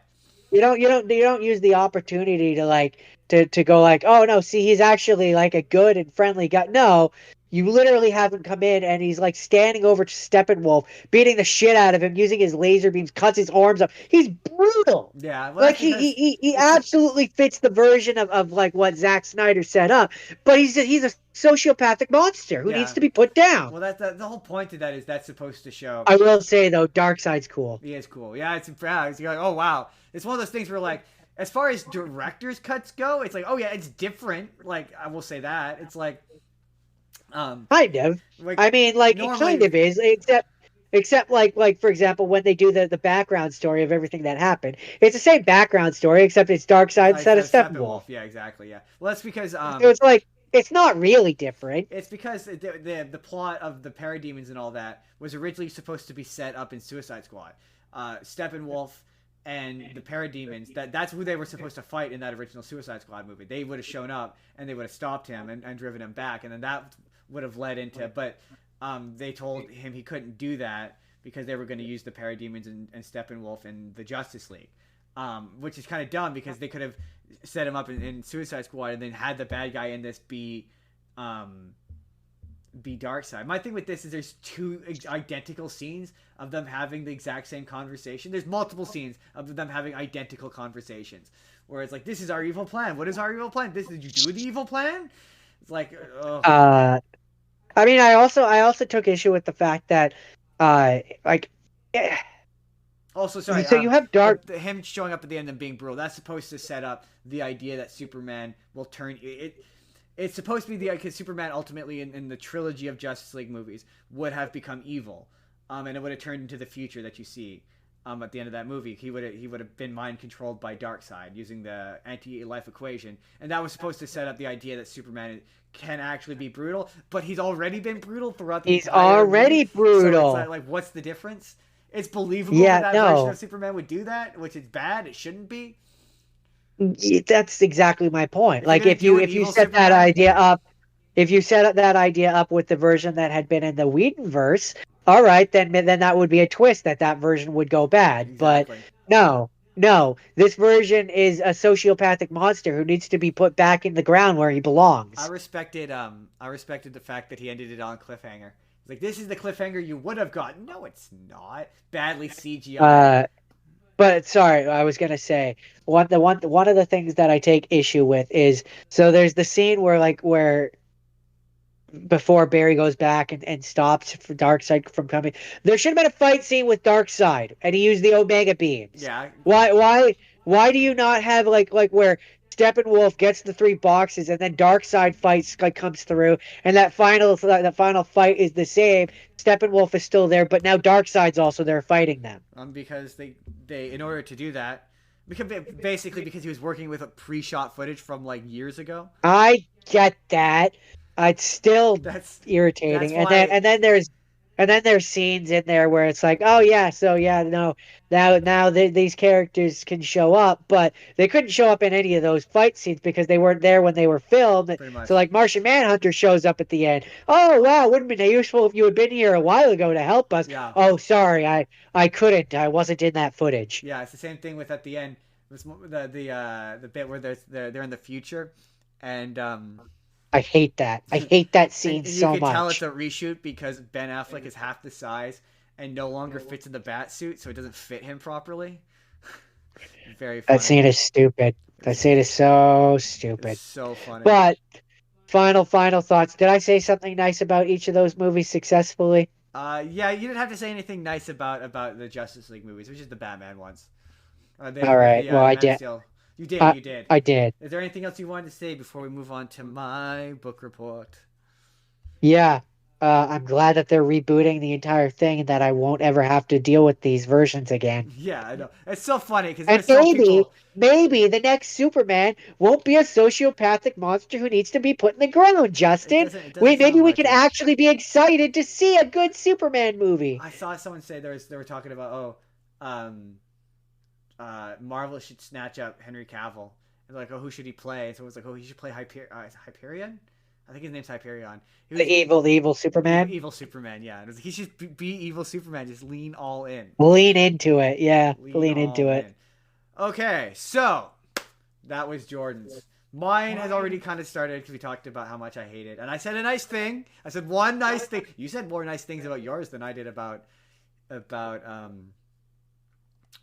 your first one. So so because I did that, I'm gonna cheat a little bit on mine, and I was tasked. I had to watch. I told Jordan I was gonna watch Lion King and say something nice about Lion King, but because it's me and because I always overdo everything, I watched every single one. Why would you do that to yourself? I watched every single live action Disney remake. With one, and there was one I didn't watch, and we'll get into why as we go through this. So I have separated them. We're not going to go play by play because we got things to do. We got places to be. So I'm going to go through. I've separated them into 2 categories, and there may be some subcategories in there as well of the different ones. I've separated it into the ones I liked and the ones I didn't like. And they all feature ones I had seen, whatever. So we're just going to go through them one by one. I'm going to offer some rapid fire thoughts. We're going to talk about it. For the ones Jordan hasn't seen, I'm going to tell him about them. Yeah, and they're in order of the ones I like the most to the ones I like the least. Then going into the ones I just straight didn't like. So start off with my favorite one is Christopher Robin. I really like Christopher Robin. That movie That's was cute. solid. And I know this is supposed to be about saying nice things about, but I liked it. It was cute. My one thing about it is it feels like there's remnants of a separate script in there where they explain what Winnie the Pooh's deal is. Like, How do you mean? well, because there's a thing where it's like he played with Winnie the Pooh as a kid, and now he's come back as an adult, and Winnie the Pooh finds him, and there's this running gag of like getting Winnie the Pooh and friends to like pretend like they're stuffed animals, and when people see them, they freak out. Oh my god, it's a talking pear! But they never explain that necessitates the idea that like we talked about the first time we watched it. You never question how Winnie the Pooh works until you start to point out that Winnie the Pooh is irregular. You know what I mean? Right. Right. Where it's like, oh, he's not. They're all put off by the fact that Eeyore is talking. How does Eeyore talk? And it seems to sort of like start to want to imply that they're in his imagination. And that scene where he goes and he has to find them, and they eventually all disappear, and it's all rainy. That's because he's completely caught in his like adulthood, and he's completely like he's not having fun, or he's not like experiencing life because he's so focused on work. And then once he starts to rediscover his childhood, he discovers them one by one, and then the 100 Acre Wood becomes nice again. And it sort of implies that he's the one who empowers the 100 Acre Wood, but the movie never explains it. And it's one of the ones that's nice and short. It's only an hour 45. um I think it's an hour 45. It's not quite 2 hours. um and so yeah, so it's just like it doesn't have the real estate to answer these questions, that it posits these questions that it doesn't need to. It doesn't need to be like, oh, what are they? Are they imaginary creatures? Are they stuffed animals? How did he bring them to life? Like it feels like there was a passover of this that kind of had those explanations in it, and someone went, no, it's too much, and then cut it. Fair. Fair. Yeah. If in terms of the cartoon, like the original stories and stuff, I just always assumed it was like his imagination. Yeah, yeah. Well, the 100 Acre Wood is his backyard basically. It's the back. It's literally Yeah. what it's the back 100-yard woods behind his It's the house. 100 acres that he had behind his Behind his house. house, yeah, and yeah, in the books and in the cartoons to a degree, because you never see them go to Christopher. No, that's not true. In the New Adventures of Winnie the Pooh, I think there's an episode where they go to his You house. see his mom. Yeah, you see his Yeah, mom and stuff, but I don't think like Winnie the Pooh and Tigger and them. I don't think they really interact with the mom. no, but they do go to his house because there's that episode where they're pretending that they're on the train, and it keeps cutting back, and it's his room. Yeah, yeah. Um, so it's like, yeah, But it's again, I don't think we see them. no, Maybe it's we just sort of do. It's been understood that years. it's his, because I think the theme song is a child Christopher's childhood days, so it's like it's his imagination, like that's what brings them to life. Yeah. Um, but yeah, and then it's like, well, Rabbit's not a stuffed animal; he's a real rabbit. So why does he talk? It's very confusing, and it's one of those like I'm only asking these questions because the movie is positing these questions. You know what I mean? Yeah, yeah, putting it in your mind. Yeah, and it's really cute. It's sentimental, and I'm always a fan of like that's what I said. If they ever made it, I mean, the guy who created it would never allow it. But if they ever made a Calvin and Hobbes movie, I'm like, that's what it should kind of be like an older Calvin rediscovering Hobbes. It always gets me kind of sentimental. Mm. So moving on to the next one I liked is The Sorcerer's Apprentice, which leads me to my question about this and the previous one: is it a remake? It was in the list, and it technically is a remake, or maybe even is it an adaptation? What is a remake and what is an adaptation? Because it's technically a remake of The Sorcerer's Apprentice animated short. There's references to it visually, and it says based on the blah in the credits. So is it a remake or is it just an adaptation? It's not about It's Mickey. been so long since I've seen that one, but I would say that's an adaptation or like a reimagining or Yeah, I don't right. know. Like that to me, a remake is like 1-to-1, Exactly. Yeah. or at This. least like pretty one to Yeah. one enough that you can look at that and be like for example, like the live action Lion King. Yeah. You look at that and you're like, that's the Lion King. I Yeah. know that is the Lion King. That is definitely what they're going for. Yeah. Whereas with Exactly. that, with the Sorcerer's Apprentice, if you took the name off of it, you just had footage playing. no one would attribute that Well, to no, the because Sorcerer's there is a Apprentice. scene that's a specific reference. But to be fair, the original with Mickey is an adaptation, right? That's not an original Disney idea. Sorcerer's Apprentice is an old German story. It's an old German proverb, and it's pretty much exactly what the thing is. It's the sorcerer tells him not to use magic to take any shortcuts, and Right. it's basically like a German Aesop fable, and then he leaves, and then yeah, he uses magic to, and he has to, the sorcerer, the guy has to. So that scene with the brooms and it even is coded to the music, like da da da da da da da da. So Right, like if but I but played but that scene for you, and at the end you see Mickey Sorcerer's hat. So if I played those scenes for you in isolation, you would get theoretically that it's related to that. I still wouldn't call it a remake. I would No, call it an homage that's or an adaptation. I could that's why I said or an that's why I adaptation. said the Like question is it's going to come not up here. like if they had where it was like a again, I hesitate to use the word live action, but like Lion King style live action Yeah, mouse who wasn't Mickey but was doing the scene, and it was like an anthropomorphic mouse, exactly, then okay, then maybe that's a remake, exactly. right? That's Like like then maybe I could see that. But yeah, that's where it became like the question of, and that's gonna be kind of a theme of recreation versus adaptation versus remake. You know, like straight remake, yeah, yeah, that's gonna come up a lot. So yeah, I put that one on just because Nicolas Cage. That one's a real like 2008 like era of movie making kind of movie. And then after that, surprisingly, this one surprised me how much I like it. I don't know, maybe it's because I'm a sucker for talking animals, but I really liked The Lady and the Tramp. I really liked it. It was really cute, and it was quite funny. I was surprised by how much I liked it. And I think it's maybe because I don't have an attachment to the original Lady and the Tramp, so any changes. But that this is where it's like that is that it's a remake, yes, but it's more of an adaptation. Where yeah, it takes the story and it makes it longer, but in a way that's kind of interesting, and it definitely like fleshes out the actual romance between the lady and the tramp, and like it both modernizes it in a way that like okay, I'm actually really into this, and like I say, it's really cute, and the animals because they're live action cats and dogs, they're really cute and adorable, and I like it when like an anthropomorphized animal does like regular dog stuff. Like, oh no, she's still a dog, and she's still got the base intelligence of a dog, and she still reacts to stuff as though she were a dog. I don't know, made it more cute and endearing. And yeah, like I say, it's a really cute movie. I was everyone it was one of those everyone kept saying how not very good it was, and I was watching it. I'm like, a constant thing throughout this is you're gonna hear me say is the pacing in these movies is torrid.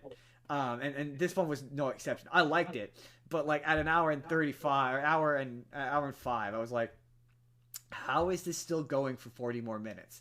Like the phrase like how is this like all of these movies are too long. First of all, I'm going to get that out of the way. They're all like 15 minutes, 20 minutes too long because they've taken a movie that was an hour and a half and stretched it out to 2 hours, and some of them are worse than others. So yeah, I really like Lady in the Tramp. Fully recommend. That's one you haven't seen. I would fully recommend it. no, I Uh, haven't watched that one.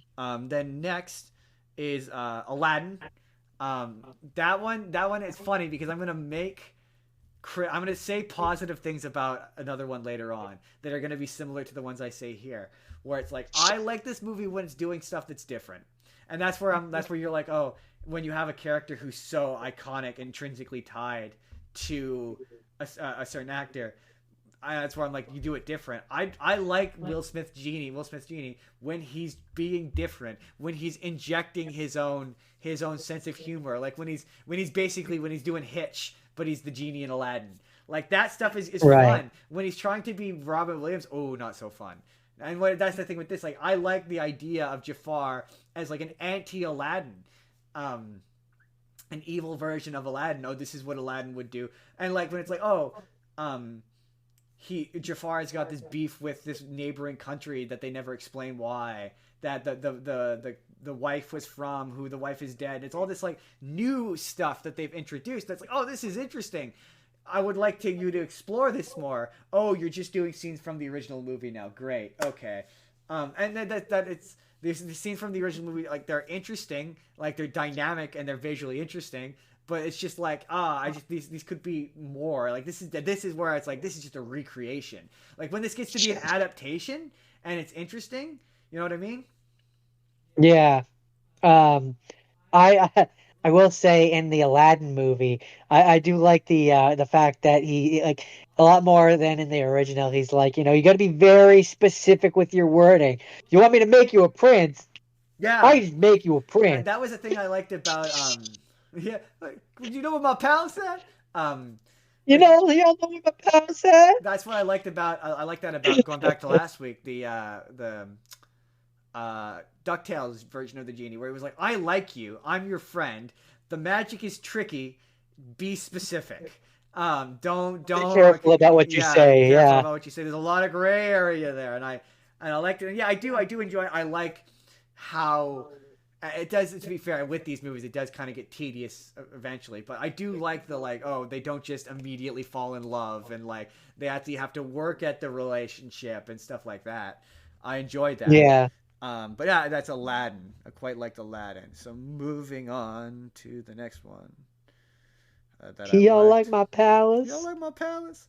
Um. Where? Oh, Cinderella. I really like Cinderella. I was surprised by how much I like Cinderella. There's a lot of really, really funny, like I laughed out loud jokes that were like, oh wow, this is funny.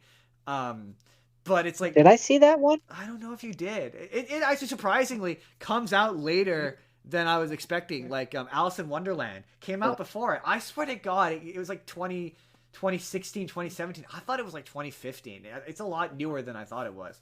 But I mean, it's a Huh. pretty basic bitch of a. There's a lot of these where it's like when they become basic bitch. It's just the original movie. I've seen 100 adaptations of Cinderella. Like I've seen this 1,000 times. It's not really doing anything different. Kind of movies. Um, so it was like I liked it, but there was one joke. There's a couple jokes that were really funny where when the fairy godmother comes up and shows up and it's the scene where she's changing all the animals into things and the pumpkin into things or whatever.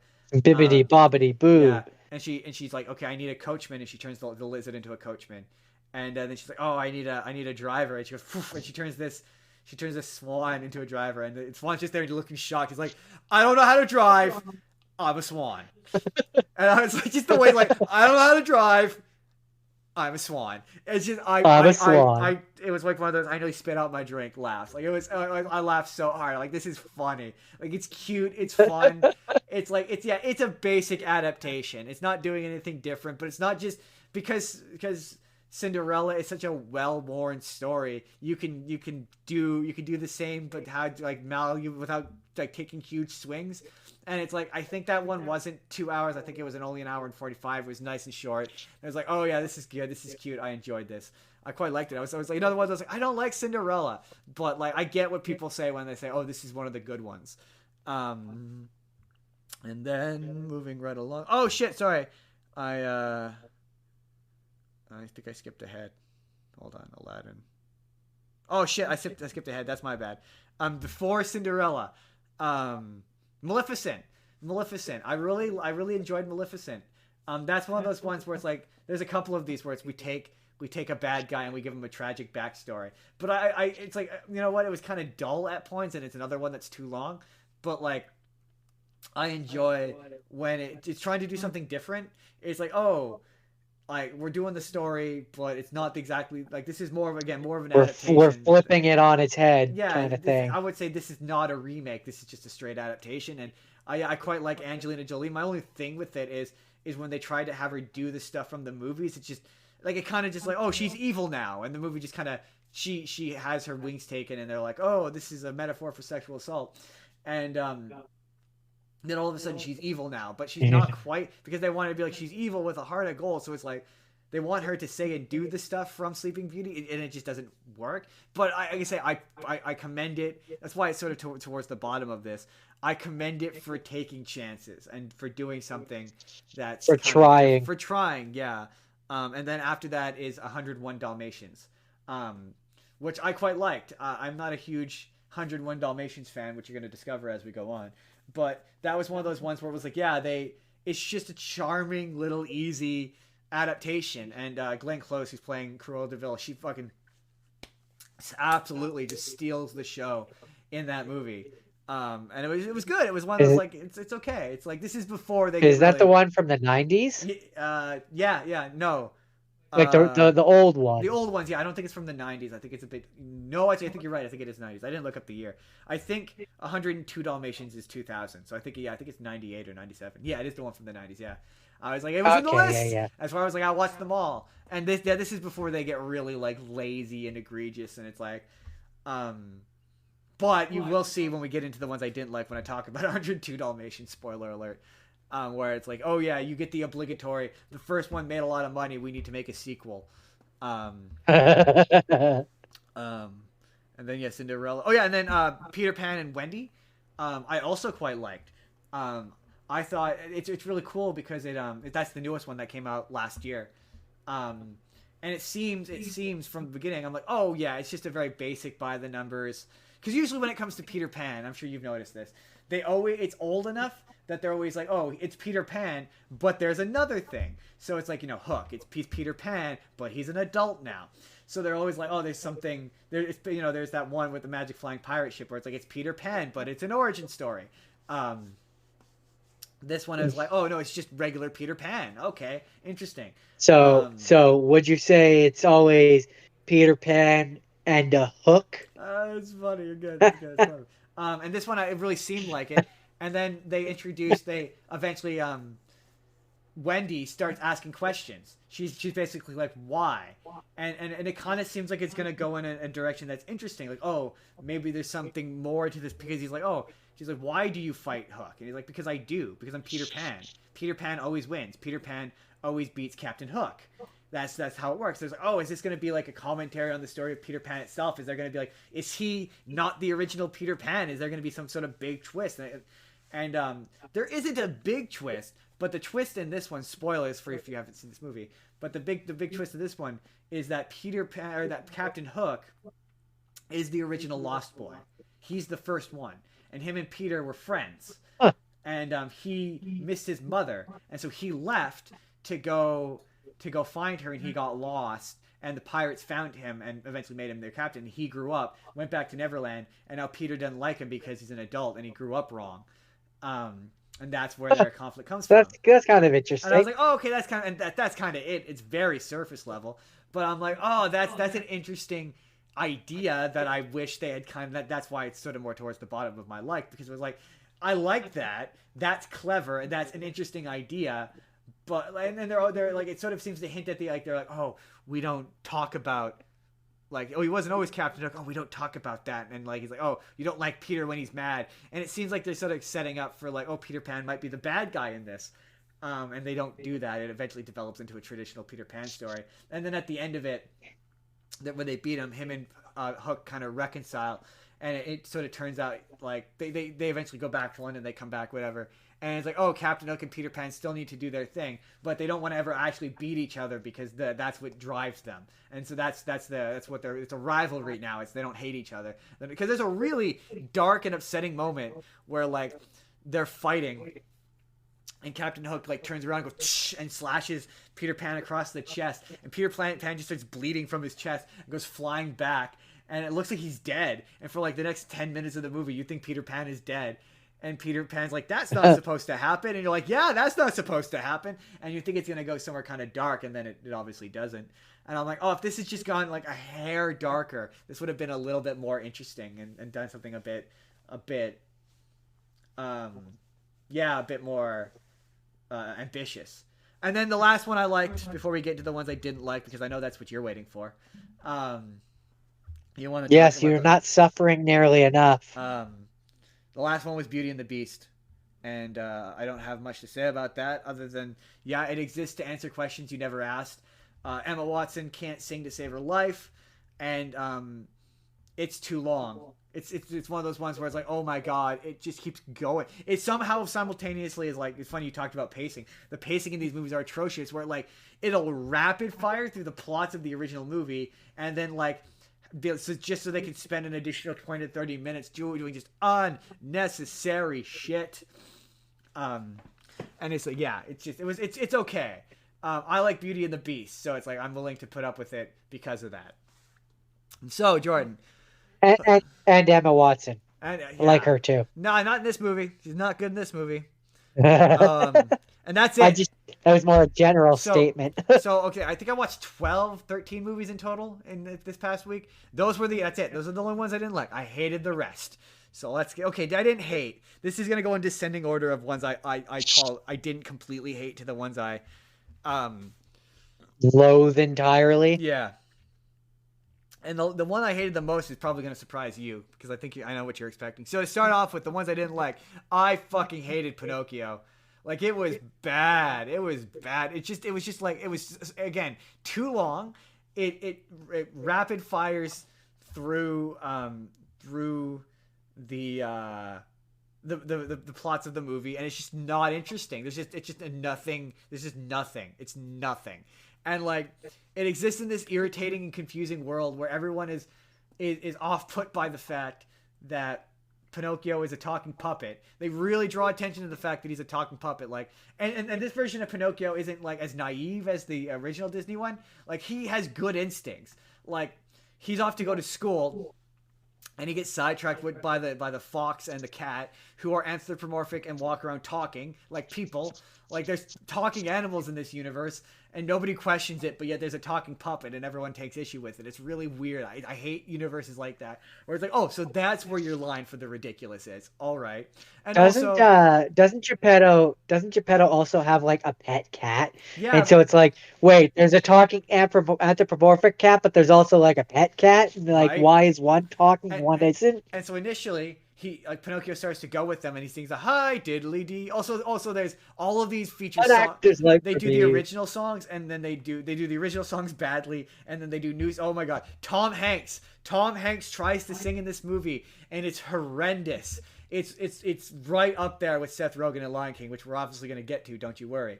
Um, it's like make your ears bleed, like awful. Like it was like, oh my god, you're a good actor, Tom Hanks. Why are you doing this to me? You seem like a nice guy. This is awful. Um, it was terrible. And so yeah, so there's new songs that are all bad, and then the old songs are not very good either. Um, and yeah, so Pinocchio, he like the fox, and they go, oh, come off to join the Stromboli circus or whatever, and sing the "I Have No Strings on Me" song. And he's like, no, I don't think I'm gonna. I want to go to school. And so he tries to go to school, and then the teacher's like, "No puppets allowed," and kicks him out of school. So then later on in the movie, when Jiminy Cricket tries to give him shit for going off to Stromboli's, he's like, "I tried to go to school. Like, what do you want from me?" Like every time he gets into a scrape, he's just like, "Yeah, no." And then like when he goes off to Pleasure Island, he like the guy's like, you should come to Pleasure Island, and it's like a creepy scary van with a bunch of creepy scary children, and Pinocchio's like, no, I don't want to. And he sings a really he sings a song that's really compelling, and he's like, come on, you want to. And he's like, all right, I guess. And then he goes with them to Pleasure Island, and he gets turned into a donkey. And yeah, it's just a boring, not very exceptionally, it doesn't do it. It's in a genre of these that I call doing the original movie but boring. Um, or like Original, longer, but not as yeah, good. but longer and more boring. Yeah. Oh, it's terrible. Okay, so the next one is Cruella de Vil. Now this one almost went on my I like it list, but I couldn't, it couldn't hold my attention.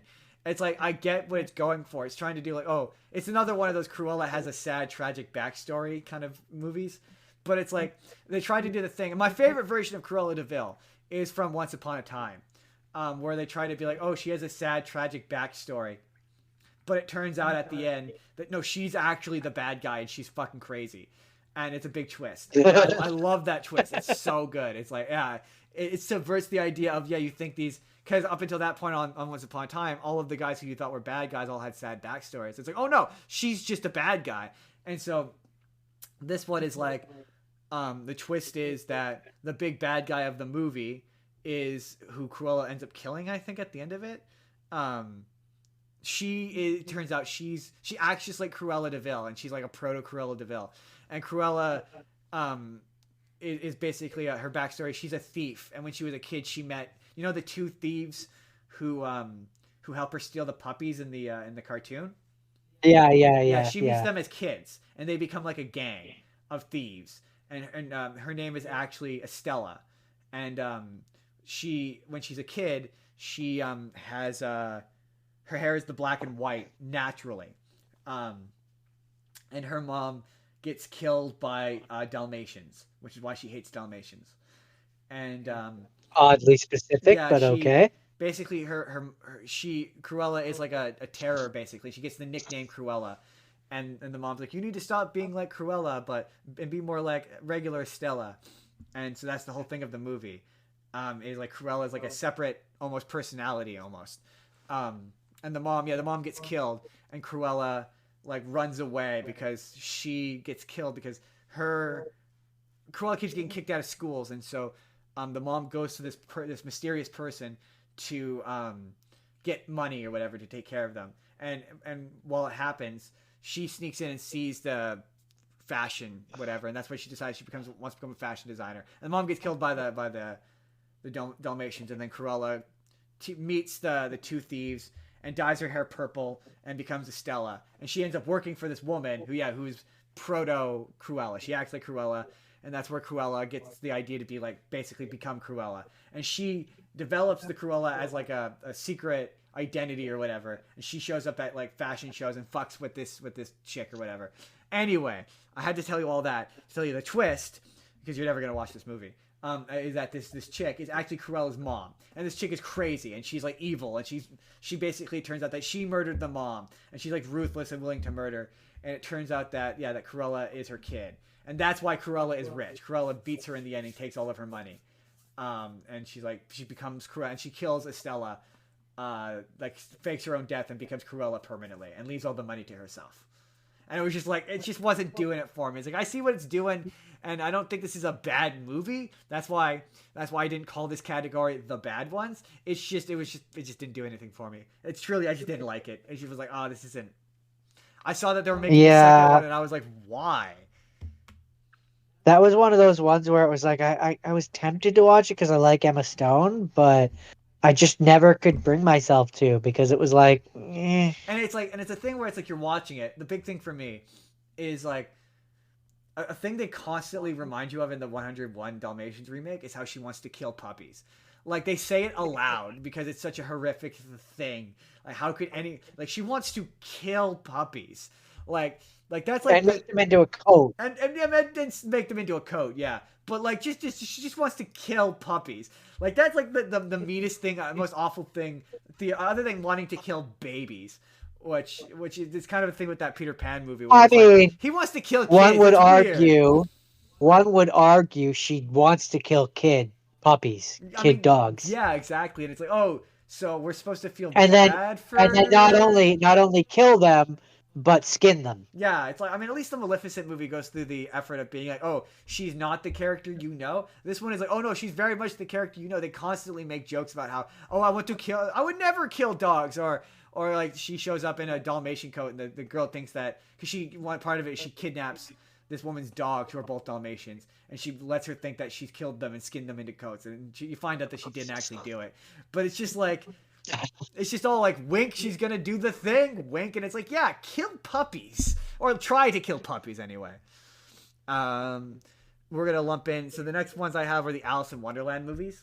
I was gonna do them separately, but they're dull. They're so dull, and they're long, and it's like trying to take, oh yeah, I forgot Tim Burton also made those at least have his like identity to them. It's like, oh yeah, these are weird and gothic, and like it just kind of takes them and turns the Alice in Wonderland into like a generic fantasy Narnia knockoff that's just boring. It was boring. And the second one, it was like, oh, we're trying to do this story with like the Hatter, and it just was like nothing of a movie. It's like, it doesn't have anything interesting to say. It's so, again, generic. There's just nothing. It's nothing of a movie. I mean, you know how that you could tell that it was a Tim Burton movie is it had Johnny Depp and Helena Bonham Carter in it. Yep. You know, his throuple. His throuple. Well, not just them. I mean, to be fair, he's got a staple of guys who show up in his movies. Michael Keaton. No, but those are the two big ones. Those are the ones that they have sex together. I mean, at least we assume they have sex together. Yeah, they're a throuple. They're a throuple. Just nothing. I'm sorry. Allegedly a throuple. Allegedly a throuple. But yeah, it just didn't do anything for me. They were just like, I was like, ugh. But yeah, Alice in Wonderland was way older than I remember. I remember I worked at the theater when that came out, but it was way older. It was like 2010. Like way older than, Really? yeah, yeah. And then like Wow. the second one came out not too far afterwards, and it was like, yeah, I was like, oh, I gotta watch two Alice in Wonderlands before I get to watch Aladdin. Ugh. And then I got um uh the sequels. So we got Maleficent 2 and 102 Dalmatians. Maleficent 2, it just once you do, I mean, I will say, I think I mentioned the plot of it very briefly, but it's basically Meet the Parents, but with Yeah, you magic. said that. Yeah, Yeah. and it's just generic, boring fantasy fare at that point. It also does that thing that these modern Disney movies do, where it's like, oh, the prince and the princess don't immediately get married, so it's like it takes place 5 years later, and her and Prince Philip have been dating for 5 years, and now they're finally ready to get married. And like in the first one, Justin, it's medieval. I think you mean courting. yeah, they were They were courting courting each courting for other. 5 years. It's funny, there's a moment in the first one where the fairies are like, you need to kiss her for true love and all that, and he's like, I just met her, that would be weird. But yeah, otherwise it's just like one of those, like, if characters stopped and talked to each other for like 2 minutes kind of movies. um Right. any and all of the problems in it would be solved pretty immediately. And then 102 Dalmatians, I don't have a ton to say about that beyond the fact that it wasn't very good. It's a real, like, it, it's got a real 2000s family children's movie vibe to it, with like the quirky music constantly, and like everyone's a goofball, and like it exists in this world where the animals are anthropomorphic enough that they're self-aware and intelligent. So like one of the dogs doesn't have any spots, and she's super self-conscious about it. And so she keeps getting in trouble because she's self-conscious about the fact that she doesn't have any spots. And like animals are doing things where it's like, oh yeah, they're self-aware, but they're not so self-aware that they talk, but they're self-aware enough that they know what they're doing. And there's a parrot who's hyper intelligent. It's very weird. And it just was like, yeah, it has no real connection to the first one, apart from the fact that it's basically just the first one again. Like Cruella's there, and that's kind of it. It's like, I didn't even realize it's not even the original family from the original family. Cruella and one other character are the only characters that come back. It's like the connection is like loose and tenuous at best. It's the there's now a second separate 102 Dalmatians now. It's not the same 101 Dalmatians from the first one. It's now separate ones. And yeah, it's the connection is Interesting. it's one of the puppies from the first one. He's an adult dog now, and now he is Has had well, puppies. well, yeah, he is with a, yeah, he has had puppies, yeah. And the main human is like the probation officer of Cruella de Vil, so that's how she knows who Cruella de Vil is, and that's the connection. Got it. Yeah, yeah, it's Got it. otherwise very very loosely connected. So, okay, moving right along to the Little Mermaid. Moving right along. So we're in the bottom four here, Jordan. These are the bad ones. These are the bad ones. These are the oh, and no, that's not fair. Little Mermaid is not. It is bad. It's bad, and it's not bad. Okay, we're gonna say this. This is where we're gonna start saying positive things about bad things, because Halle Bailey, the girl who plays Ariel, Yeah. she's Halle, quite good. yeah. She's quite good. She's a great Ariel. She has Halle, that kind of isn't innocent sort of isn't it Halle spirit. Berry? No, that's what I thought. No, it's Halle Bailey. Oh, Halle Berry is the woman who played Wonder Storm in the X-Men movies. okay. Yeah. I for whatever reason, every time I heard the I marketing, know. I thought it was Halle I Berry. thought it was Haley Berry as well. No, it's Haley Bailey. But it sounds similar. That's why. And also, Okay, she's fair really enough. good. And Melissa McCarthy, Melissa McCarthy. McCarthy. Yeah, she fucking slays as Ursula. She is phenomenal. She's so good. And like any of these movies, when they do stuff that's different, and it's not just them, this is very much one of those. It's the original movie, but it's longer and done worse. But when they're doing stuff that's interesting, that's not agonizing, it's good. Like, it's interesting. Like, Granted, it does turn her into Scar a little bit, but they've added the detail now where she is Triton's sister and she was banished. But of course, because they got to do the stuff from the original movie, they don't explain why or for what reason. Did she always look like an octopus lady? Was she a mermaid before? They don't really go into that, and she kind of essentially becomes Scar. But still, at least there's some sort of form of a connection. And she's great. Her version of Poor Unfortunate Souls is super fun, and she's matching the original energy. She's not doing anything wildly different, and it works so well. Interesting that you mentioned the connection thing and the being a sister thing. I think not necessarily that idea itself, but some form of that comes from one of the sequels or prequels or whatever, where I think it's the one where Ariel is a kid and her mom is still around or whatever. And I've only seen clips of it because it was on TikTok, where you see Ursula's voice is coming from like a mermaid body, and she looks like Ursula, but she's a mermaid. Huh. And she gets, I believe it was like she gets banished because she tries to take over, basically, and Titan turns her into the Ursula we know. Oh, interesting. I didn't know that. I might be a little bit off about that, but I just something about that sticks out in my Yeah, it's memory. something like it's implied in this that has something to do with her like being too familiar with humans, or I don't know. It's super underexplained. But I mean, yeah, I can say she's great. They've given more character. It's a 2 hours and 20 minutes, and my god, is it agonizingly long. But they've added some character details. They've given the prince an actual character, where it's like now he's adopted. This takes place in the Caribbean, and so the queen instead of the queen being dead, it's now the king is dead, and the queen is like basically he's like a mirror to Ariel. So Ariel is obsessed with land. He's obsessed with the ocean. Ariel has a dad who's like, you can't trust the surface. She's got a mom who's like, or he's got a mom, sorry, that's like, we can't trust the sea creatures because in this world they know that mermaids and stuff exist.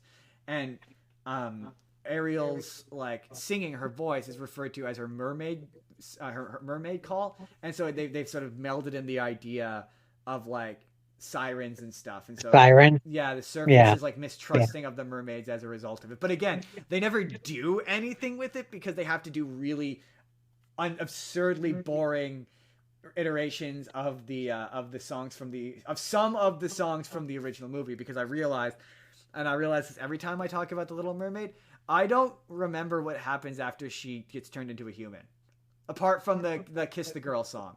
I literally don't. Is there another song in there other than Kiss the Girl? Wow. Yeah, I don't Just remember. know that there's Kiss the Girl, and then they get Movie married, ends. and it's happily ever after. Movie ends. Yeah, that's all I remember. So it's kind of like, I don't know what happens when she bemes human. I know that Ursula shows up eventually. And I know there's a fight scene where they're on the boat, and Yeah. Eric throws the trident, Ursula. and it goes through, and she's like, go! And yeah, she's big or whatever, Yeah, and big then Ursula, she dies. Yeah. Which they, by the way, they do big Ursula, and it's fucking terrible. But yeah, they do all that. They do Under the Sea, and it's just Sebastian singing it, and then Ariel joins in, and it becomes like a duet. And so he sings the lyrics, and there's all that bit about the end where it's like the and where he describes all the different fish. And in the original animated version, you see all of them. Well, in this version, you don't, and those lyrics now don't make any sense. They do Kiss the Girl, but it's just Sebastian, Flounder, and Scuttle singing it.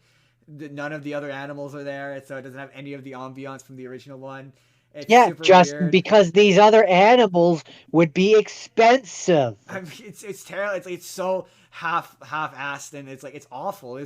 There's no imagination to the ship from the original, and it's like, yeah, there's stuff in there. It's kind of like, it reminded me of Aladdin, where it's like, yeah, if they had taken a chance and actually done this as an adaptation and actually explored that stuff, this might be interesting. But as it is, it's bland as hell. There's just nothing and it's not bland and boring and bad because of whatever. It's just boring and bland because nobody wanted to put any effort into this. So wait, what you're saying is this movie that looks like a shameless cash grab is It's definitely a shameless cash grab? yeah. And the thing Shocking. is like as I've watched these, it's like not all of them are that, and not all of them are boring, especially the newer ones. Like yeah, take chances if you're gonna do it. Take a swing, do something different with it, and actually explore it. Don't just copy and paste the original movie, but badly, which this doesn't do completely. We're gonna get to the ones that do.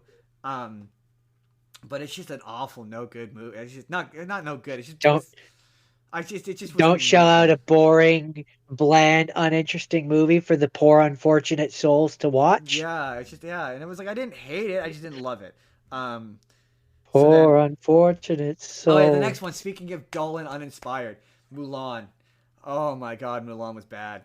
Like that was bad. It was like it's basically if they took Mulan. Okay, let's no, I got a better way to present this. Joe, let me ask you a question. Okay, have you ever watched Mulan and said to yourself, "I would love this, but I would prefer it if they zapped all the charm, humor, and color out of it and just made it a bland, generic action movie."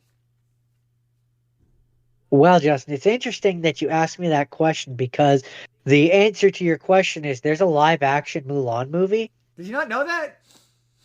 No, No, it's no, I bad. didn't. It's yeah, it's it's like it's how to put this. It's made in a Does so factory. so so is there like a Mushu? No, there's no Like, Mushu. There's no Mushu. There's no is there Mushu. is There's there no cricket. catchy is there catchy songs that make you want to be a man? No, and insultingly so.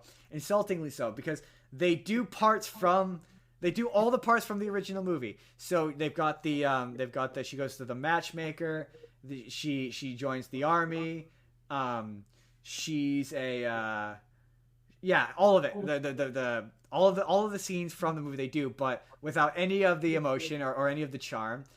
They do I'll make a man out of you, but it's not set to music. It's just a generic montage, and then they have the audacity to put the songs into the score. So they're doing the scene from the original movie, but but it's just the music is in the background, and there's no energy. There's nothing. It's made to be a generic Chinese Hong Kong action movie, where it's like this movie has been created and crafted in a lab to appeal to China, which makes it hilarious that it never got there. Because yeah, this movie is there's like long, excruciatingly long action sequences that go on for an eternity.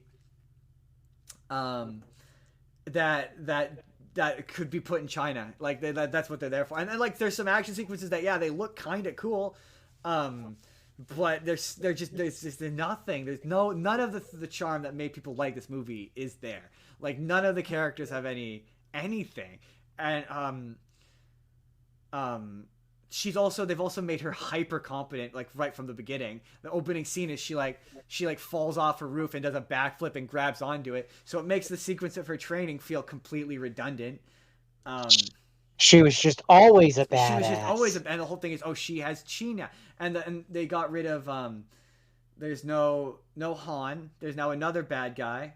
um Two bad guys basically. There's a random leader of another army who aren't the Huns. There's some other army, and there's an evil witch character who is supposed to be like evil Mulan. She's like, oh, you should be like me, and Mulan's like, I'll never be like you. I'm a good guy, and it's really kind of weird because there's this whole message of like you should follow the empire. The emperor is the monarchy is good, and it's like yeah, like it's easy. Oh, he's the bad guy, but it's kind of the movie wants you to forget that he's the bad guy because the king murdered his dad. Like and to send a message, and this isn't about like saving good people. It's about crushing an uprising.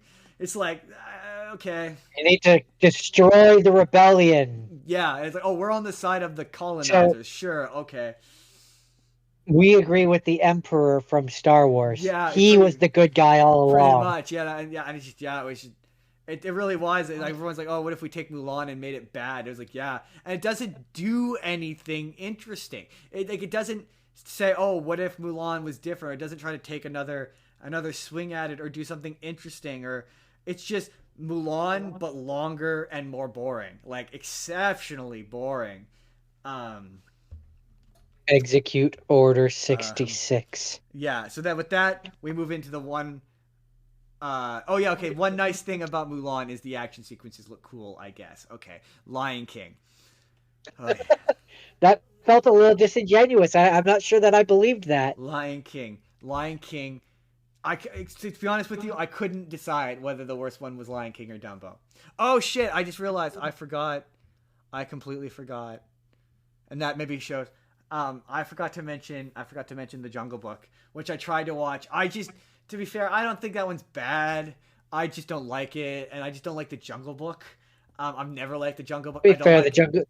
Jungle Book story is kind of boring. I don't like the animated Jungle Book, so there's no way I was gonna like the live action Jungle Book. I fell asleep watching it. I'd already seen it. I just remember that I don't like it very much. And in full disclosure, I didn't. I did leave out one live action remake, which was there's a 1994 version of Jungle Book. I couldn't do more than one version of the Jungle Book, so I didn't watch it. Okay, there we go. We did Jungle Book. I didn't like Jungle Book. The special I effects are kind of I did two impressive. versions of Justice League. You could have done two versions of Jungle I Book. watched 14 movies. You can get all the way off my back. Um, um, I just don't like Jungle Book. And yeah, the CGI, it's impressive. He's one live action kid in a entirely CGI environment. That's impressive. It's made by John Favreau. He did a halfway decent job. Let's talk about how he fucked up Lion King. Because John Favreau did Lion King, by the way. I don't know if you know that. No, you didn't know I that? hate that movie. Yeah, it's an awful fucking movie. Oh my god, it was so bad. I That's the I one. That's choose the to one that forget that killed. movie's That's the existence. one. That's my Batman versus Superman in this. That's the one that started this whole thing. That's the one that killed these Disney live action remake movies for me. I never watched another one after I saw that one because I just got mad the whole time because it's lazy. It's just doing the. It's just a longer, more boring version of the original.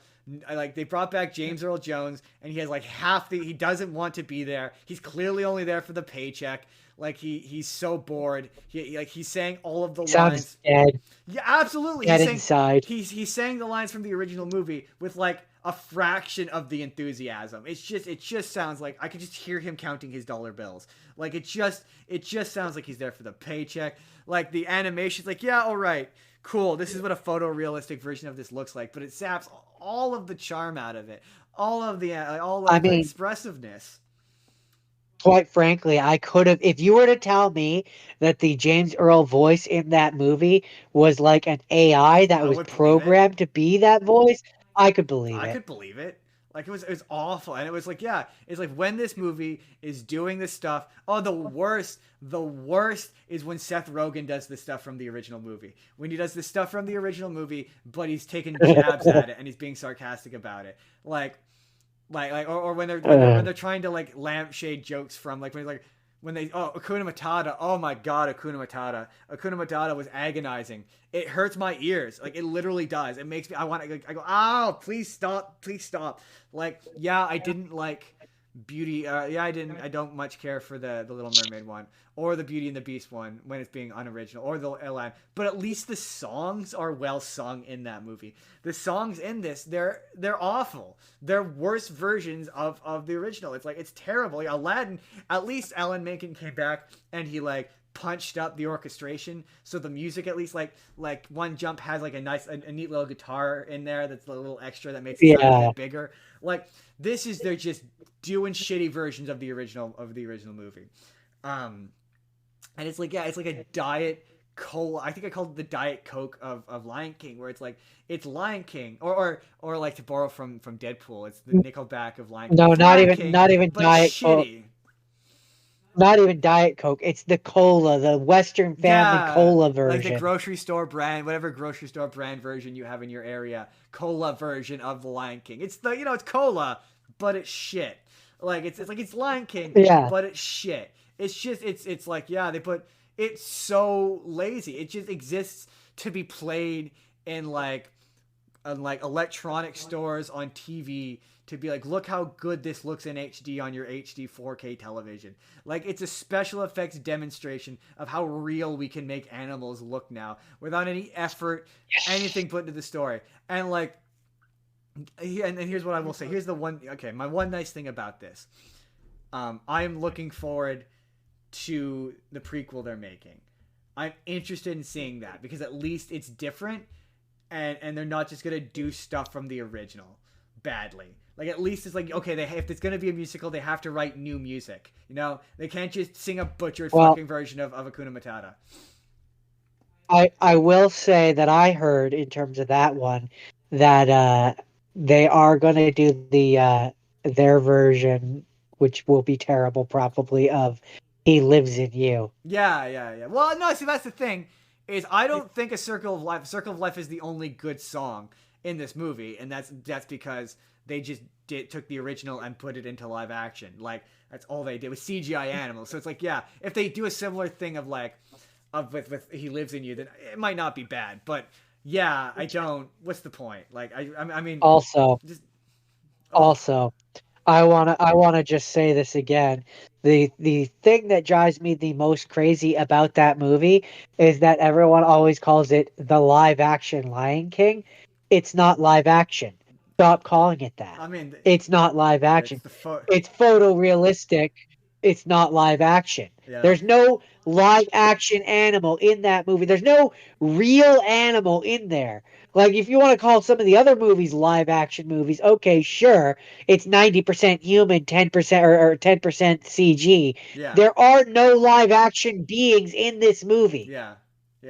And to be fair, it's not devoid. The thing that Let's frustrates me let's about it, call let's call a spade um, and call it what it the is. thing that frustrates me about it, and it's part of what why I'm interested in, and I guess it will be the nice thing I say about the Lion King is there's interesting stuff in there, and it frustrates me when again it's like oh shit no it can't do any of the interesting stuff because it has to focus on doing the stuff from the original badly like the idea that Scar I mean it makes his actions in that movie a bit more unbelievable because it's like they all understand that Scar is this weird isolated loner who has fringe ideas and he doesn't live with the pride and nobody really trusts him. It makes why does everyone believe him later on? It makes it unbelievable. But the idea of the inner workings of and this is gonna make some people call, but the idea of the inner workings of the political system of their world of like oh okay the hyenas have their own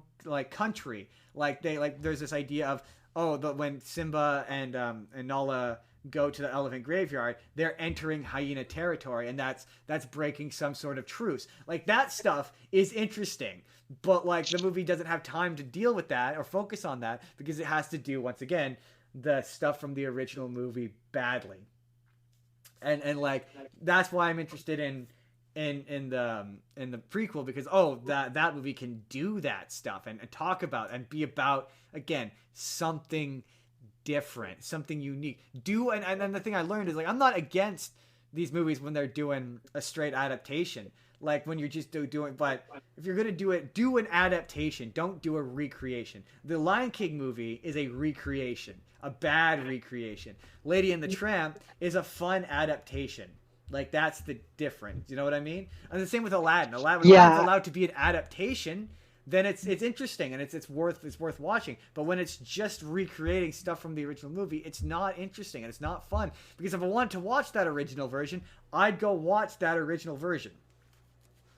That's just it. Those original versions exist already and they're better. Exactly. Like why would I watch this cheap watered down version when Exactly. there's the better version? Exactly. Okay. Now, I see now I'm torn because I did say that, but after we've talked this out, I think it might be a tie still. Dumbo. We're gonna round this out with Dumbo. Dumbo was awful. It was bad. It's the worst kind of taking the original and like they rapid fire through the original movie within the first like 30 minutes, 40 minutes, and then it's just this weird subplot of like, oh, sorry, I want to start this way. If I had a nickel for every Tim Burton movie that had Michael Keaton and Danny DeVito in it that I hated, I'd have 2 nickels. But it's weird that it happened twice because this is somehow a Tim Burton movie. I forgot it was a Tim Burton movie for most of it, which I think is why it's worse than Lion King. because it's like this is Tim Burton. It doesn't even have any of his like. It's not weird and gothic. It's not weird and upsetting. It's just dull and generic, and it's stretched out the original plot of Dumbo. Dumbo is too much like an actual elephant for me to really like get into him as a character. It's way too focused on human characters, and there's this weird subplot with this like pseudo.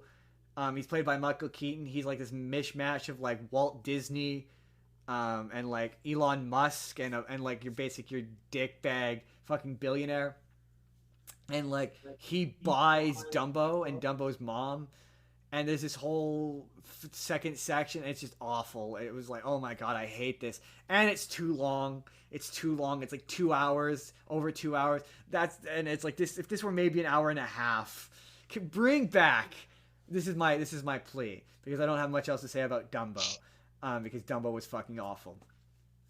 Bring back simple hour and a half, hour and 20-minute kids movies that are easy, to the point, and don't require a bunch of extraneous backstory. I'm begging of you. Stop with these an eternity long fucking two. Little Mermaid was 2.5 hours. Why? Like, I almost said that was the worst, because none of them were 2.5 hours long, but that one was 2.5. And I was just like, the thing that makes that like the thing that makes that so frustrating too is these are supposed to be kids movies, and as I've seen when I go and watch like animated movies in the theater and stuff, children don't have the attention span to sit down for 2.5 hours. No. So at that point, I don't. who is that movie for? Is it, if it's not for kids, because kids can't sit there for that long, is it for adults? No, because the adults will just go and watch the one that they grew up with. Exactly. And so yeah, and it doesn't have the bright and colors. Like, a lot of these don't have the colors. Like, Lion King is just as bad as The Little Mermaid in that regard, where it's like this is lacking all of the color that the originals had, that made it enticing to children. It's just like this sort of dark like hue, and it's like, oh, it's awful to look at, not fun. But going back to Little Mermaid, I forgot to tell you, they do Big Ursula, but it's awful. Like, for whatever reason, they couldn't afford to CGI Melissa McCarthy into a big face, so you don't even see her face. It's completely obscured in darkness. Like, it's so. Oh, and also, I mean, yeah, that's probably for the same reason why they didn't have any of those animals, because that should be expensive, That should be expensive, yeah. And it's like, Ariel is the one who impales her on the ship instead of Eric. I'm gonna wrap this up. I'm gonna wrap up our trip down Disney Lane, and I'm gonna wrap up the book reports. We're gonna wrap up the show. Yes, we're absolutely gonna wrap up the show. We were talking last week. We were speculating about what the Beast's name is. I should have brought this up when we were talking about Beauty and the Beast. The Beast's name, Jordan, is Adam. That's his name. Oh, did they gave him one in the live action? I don't know. I just googled what is the Beast's name, and it was Prince Adam. I don't know if that's from supplemental material, if it's in the original somewhere, if it's in the remake. They didn't say it out loud in the remake, I don't think. But according to Google, that might come from if because Beauty and the Beast is obviously based on like a Brothers Grimm type story or something. I'm guessing, much like how a lot of the it's a French novel. much like how a lot of those old Disney movies were. Yeah. So it could be that in the original story that was his name. Maybe, yeah. I honestly don't know. I just googled it, typed in what is the Beast's name, and it was like Adam. I was like, oh, it's Adam. He has a name. Interesting. All right. So with that, that was the Disney live action remakes. I hated way less of these than I thought I was going to. There were some genuine surprises in there. With that, we're going to for the next week's assignment, I would like you to select to try and find at least 2 movies you've seen from the 1960s. I'm hoping 1960s. If you can only find one, I know of one for sure that you've seen. I'm hoping for 2. And then pick 2 that you haven't seen. And for me, I would like you to pick a decade for me. Keep Uh, keep it within the realm where films are easy to find if you could, reasonably easy to find. So like, don't be like the 1920s, please. 70s. You want me to go one after you? 70s? Yeah. Okay. Okay. So you're gonna do the 1960s. I'll do the 1970s. Yeah. Okay. Okay. So next week, we're gonna be talking about the 1960s, and we're gonna be talking about the 1970s apparently. So look forward to that. If you want to come and join us with your own book reports, that is the assignment for this week. So you can come on back next week. We're going to be talking about that. With that, we are going to wrap up the podcast. This has been another episode of the Spur of the Moment podcast. Um, as always, if you want to get in contact with the show, like if you want to provide us with a sponsorship, or you want to suggest a book report, we are on Discord. You can suggest it on our Discord. I'll put a link to the Discord in the description. You can also email the show if you would like. You can send us a letter. At the email is itsjustinsbusiness@gmail.com. That is my show email. You can email there. Please, I beg you, don't get weird if you do. I don't want to see anyone's genitals. If you would like to find me, you can find me. I'm on TikTok. TikTok is becoming difficult lately, but I'm still on TikTok at Justin Spurr, my name at TikTok. You can come check me out there. I do this, but shorter. Jordan, where can we find you as always? I do Minecraft Mondays on Twitch on Zekgor187. Yes, you can So, find him there on yeah. Monday. Hopefully we can get the audio version of this up sooner than 2 days later. But regardless, we will be back next Saturday, hopefully, to talk again about the 60s and 70s. Join us then. Peace, y'all.